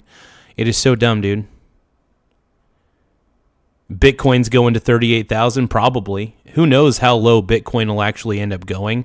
But yeah, Bitcoin is clickcoin at the end of the day. Bitcoin is absolute garbage, dude. To hold Bitcoin. Well, guess what? That's a double-edged sword, because when it starts going down, those institutions are not necessarily willing to step in there because we don't know how much more it's going to go down. Right. And they are... Hey, Bitcoin deserves to go down to 0. Bitcoin's actual market value should be $0. Because Bitcoin, all it is at the end of the day is just a string of data, and that's all it is. It's no different than an NFT. And I want to let you guys know that Bitcoin is a Ponzi scheme. I repeat, Bitcoin equals Ponzi scheme. That's all you got to know, bro. That's all you need to know. Jeffrey Epstein 1945 says I'm down for chili. Jeffrey Epstein 1945 says, you think I'd be wearing a cowboy outfit at Zorro Ranch? What a stud, dude. What a stud. Thank you so much, Jeffrey Epstein 1945. I appreciate you, bro. Are buying and selling in more size than a retail investor. I think the bottom line, too, is we need kind of a new catalyst. Web3 was, it's kind of petered out. And I've looked into the venture capitalist markets. They're not able to fund projects the way they were in the past. They're just not attracting investor capital. So with their need... Yeah, here's the thing. Investors like myself understand that cryptocurrencies are all scams. So investors are not stupid enough to put money into a company that's backing a scam. Micro Wiener Strategy by Michael Saylor. He turned his fucking company into a Bitcoin treasury. How idiotic is that, dude? Any other CEO, like, could you imagine if Warren Buffett decided to sell all of his stocks in, like let's say Berkshire Hathaway decided to say, hey, let's sell all of our actual stocks that actually matter, and hey, let's turn Berkshire Hathaway into a Bitcoin treasury. How smart is that? Warren Buffett would have been kicked off the board immediately. Yet somehow, someway, Michael frickin' Saylor deserves to be kicked out of his own company. Michael Saylor ruined his own software company by turning it into a fucking Bitcoin treasury. Are you kidding me? Are you kidding me? Come on, bro. Come on, bro. Give me a break. Give me a break. Needs to be a new thesis here. Some kind of, maybe the technology hasn't even been invented yet. Maybe it integrates with AI in some way, but the old paradigm is kind of dead here. 2025, the most bullish year in terms of financial regulation for Bitcoin ever, and we didn't really see that much. Well, and that suggests that the Clarity Act, which the industry is now pushing, including and sort of led by Coinbase's Brian Armstrong, which will clarify more of the pipes and the regulation around crypto. That suggests that even if that does get through. Well, crypto, it doesn't matter whether there's regulation or no regulation. Bitcoin, all cryptocurrencies are naturally worth $0. You literally own a string of fucking data. Do you guys hear yourselves talking? How can I honestly take these people seriously? This is not a financial expert. This is not a financial expert. You guys lose all of your credibility. If you think that Bitcoin is an actual asset, you lose all credibility in my eyes. Robert Kiyosaki, I love you, brother, but if you're promoting Bitcoin, you lost credibility in my mind. You lost all freaking credibility. Every ounce of credibility. You have none. You have zero. None. Dude, Michael Saylor is a piece of human vile. I'm not even going to explain how much I can't stand Michael Saylor. I really think that Michael Saylor is one of the worst people out there. I can't stand Michael Saylor, bro. Michael Saylor pisses me off more than anybody out there. Period. End of story. Michael Saylor is a scumbag. He's a wholehearted scumbag, dude. It might not be a very long-term catalyst. No, I think we need new tech. That has to be the catalyst here, but that's just my personal. Why would you need new technology? Is not going to fix Bitcoin. You could get all the new technology in the world, and Bitcoin is still going to have an intrinsic value of zero. Bitcoin is not, and I repeat, Bitcoin is not a store. It's not a store of value. Bitcoin also has no intrinsic value. Therefore, Bitcoin is utterly freaking worthless. It is not a store of value because it's not backed by anything. It is a literal string of effing data. Open your eyes, people. Open your eyes. Tell the truth to yourself. That's all I'm asking, bro. All I'm asking. We'll see if it happens. Tell the frickin' truth. Anyway, Michael Saylor. I'm losing my voice a little bit. My bad. I'm going to look up Michael Saylor because he's an idiot.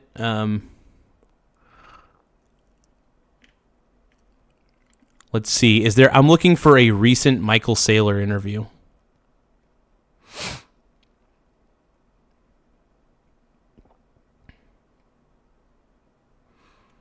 Michael Saylor is explaining the Bitcoin crash, huh? The strategy conference with Michael Saylor starts in 24 minutes. I'm not waiting that long to see this moron talk. I mean, Michael Saylor is a village idiot. I repeat, Michael Saylor is a village idiot. And by the way, since he's a public figure, I have every right to call him a moron.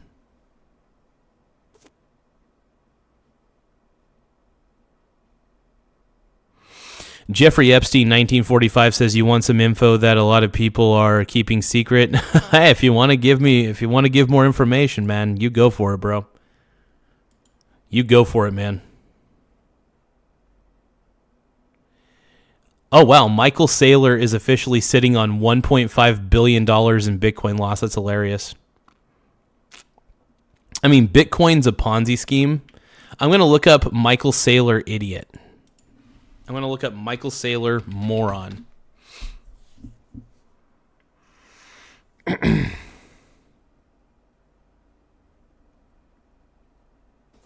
He's such a, it pisses me off because Michael Saylor is all arrogance and virtually zero intelligence. Michael Saylor made a living off of being an arrogant prick with zero intelligence. And by the way, you know what? Let's react. Let's react to strongman personal finance, because I bet you anything. My man has been talking about Michael Saylor. Yep. McDonald's Mike. Oh God, Michael Saylor. Oh wow, strongman personal finance is going live here in a little bit. Michael Saylor, MicroStrategy disaster, Amazon and Roblox earnings analysis. Interesting. Let's go, bro.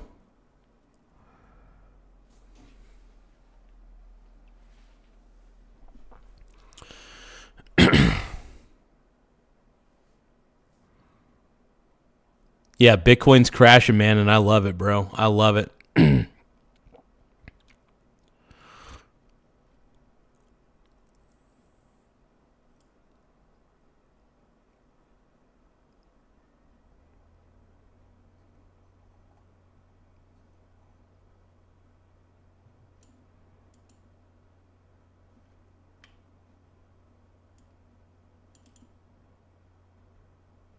Let's see here. One moment.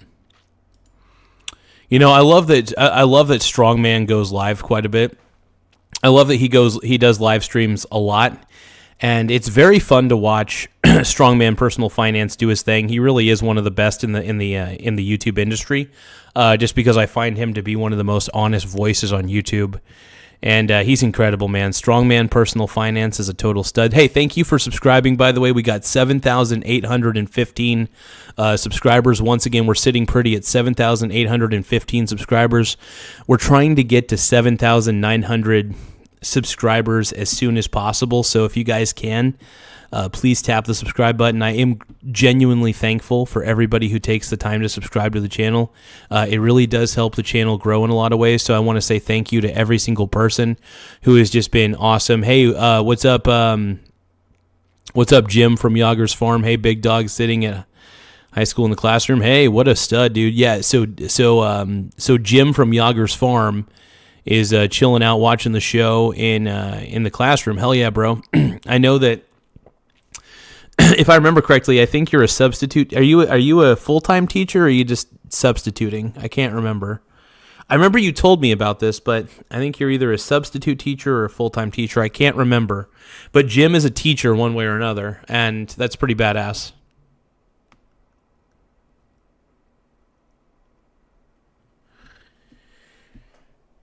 Hey, when you point your finger my way.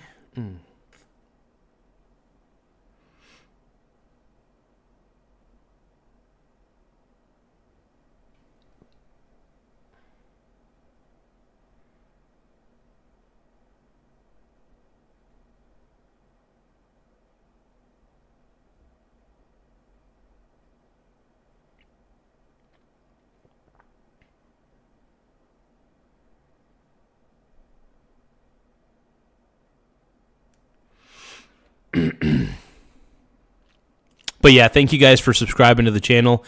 So you guys, if you can, please subscribe to the channel as soon as possible. It really does help the channel grow in a lot of ways. Yeah, let's just look up more stuff on Epstein, I guess. This is it's where the money's at, bro. Epstein. Let's see. 6 Epstein conspiracies exposed in the files.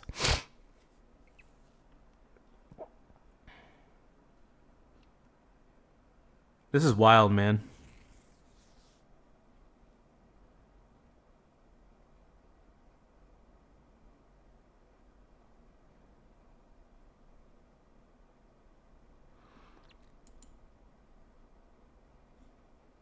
So TMZ has a Savannah Guthrie update. The FBI called him. Okay. She and her siblings have reached out based on a ransom note. Now, we received... Now, by the way, I think that TMZ is scum of the earth. I think that TMZ is a really scummy channel, but we'll watch it anyway, because usually they're the first to get the rub on everything, because TMZ has a lot of on-the-ground media stuff that happens. An alleged ransom note that we forwarded on, to the authorities, to the sheriff's department. The FBI called us a few hours later, had a bunch of questions about that note. Right. And there were a lot of things that we discussed. That's crazy, with him, man. We made an agreement with him that we would not disclose just Crazy. for sake of the investigation. Right. Now, this alleged ransom note that we received, there's a lot of detail in it, and we're not going to be specific about that. We will say this, that when you look at the plea that Savannah Guthrie made yesterday, I do hope they find her mother, saying man. we're That's ready crazy. to talk, there are deadlines, I say plural, deadlines in this letter, and one is looming. Right. If this isn't indeed a legit letter, and whether it's this letter or one of the other ones that was sent out. And the other ones may be the same as ours. It may be the same. We just don't know. But it seems pretty clear that the FBI and the authorities are taking something serious from the abductors. Now, as far as that's why the family would sit down and make that video yesterday. And as far as the letter we received, they mention 2 items in this letter, and I think they're trying to show we're for real. Now, again, we are saying this is an alleged ransom note. We don't know. These are actually people who have Savannah's mother. We don't know. But so we got Jeffrey Epstein, 1945, saying, search Alex's war and check into the producer and his ties to Harvey Weinstein. Damn, dude. Jim says, Monster, are you saying that out of love and kindness? Yeah. Oh, man.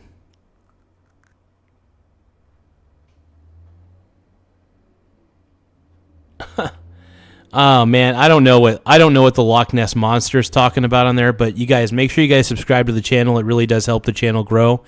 So the simple act of tapping the subscribe button really helps a lot. So let's keep watching. they mention 2 items, and they describe certain characteristics, and those characteristics, and in one case, the item itself, has not been made public. And our information is that is correct. The 2 items that are mentioned are correct. And so that part certainly to the authorities would say these people are serious and they actually do have Nancy.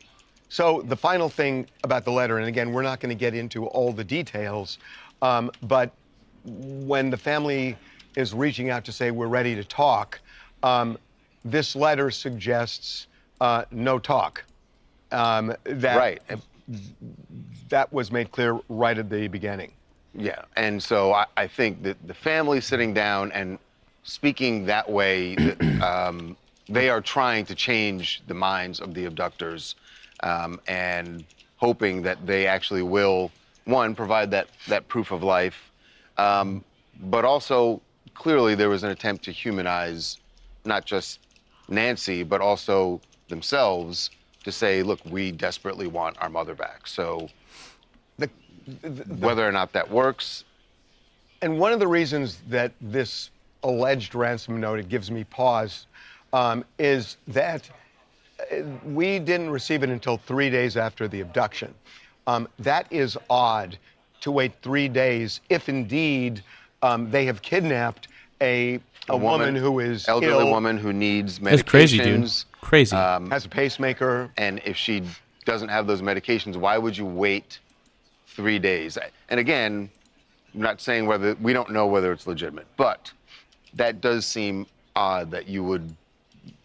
Why wouldn't it have come a couple of days earlier? Right. And yeah, watching TMZ talking about this is such BS. Yeah. I mean, these guys are full of shit. I've never found TMZ to be a reliable source for anything. They're just little gossip queens on TMZ. They're just gossip people. That's all they do is they gossip, man. And it's pretty sad.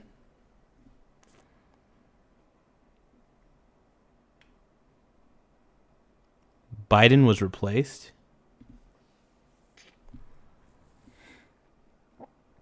What the heck? Will we ever get out of here? The stunt might take a while.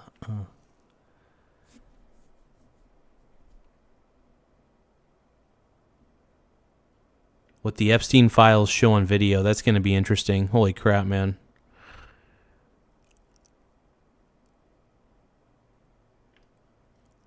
I want to see the most recent information on this.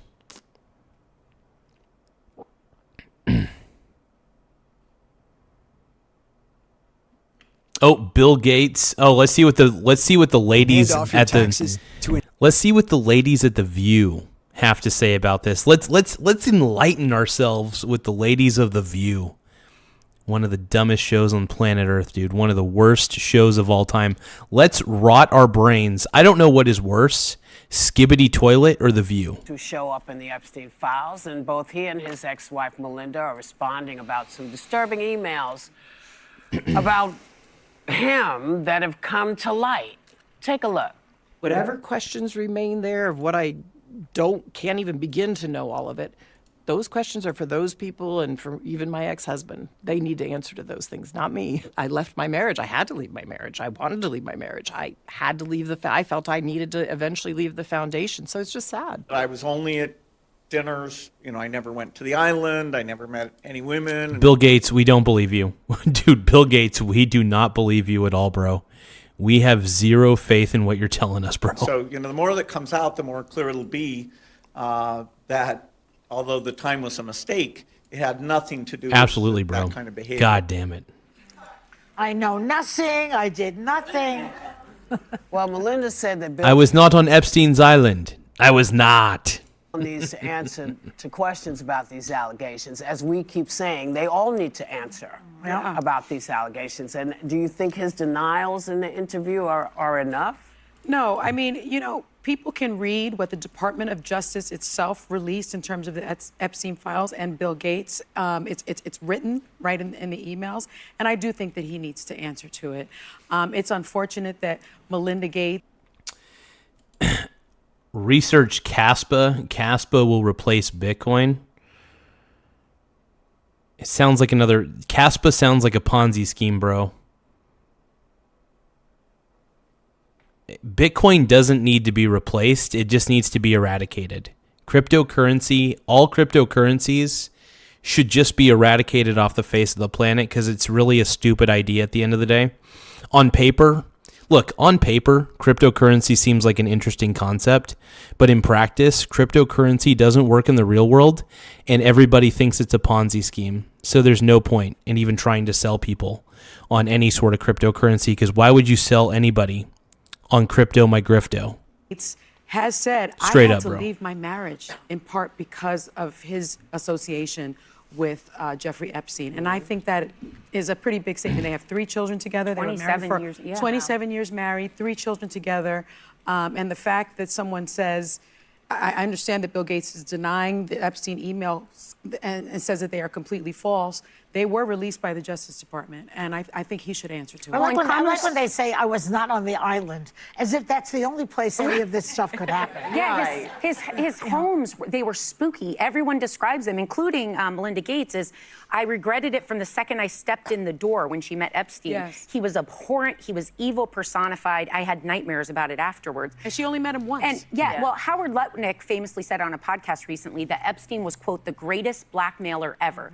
So I do believe That makes there sense, are people man. probably wrapped up in this that could explain. And Yeah, Epstein was one of the greatest blackmailers of all time, bro. He was the GOAT. He was the LeBron James of blackmailers. Just kidding. Just kidding. He was the Tom Brady of blackmail. it doesn't incriminate everyone. We know that. But it has to see Cray the light cray, of bro. day Cray because cray. it's people that are associated with this that have so much power.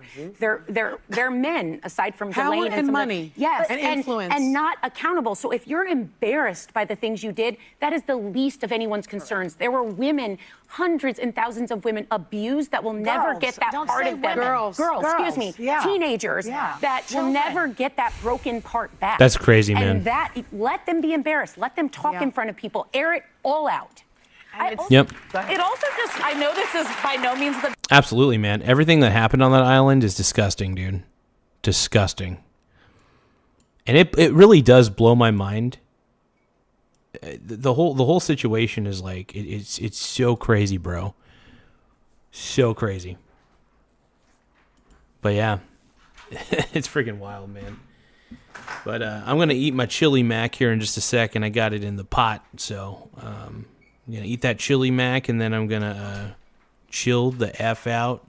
And what up, baby? Well, I'm going to end the stream because my baby's here.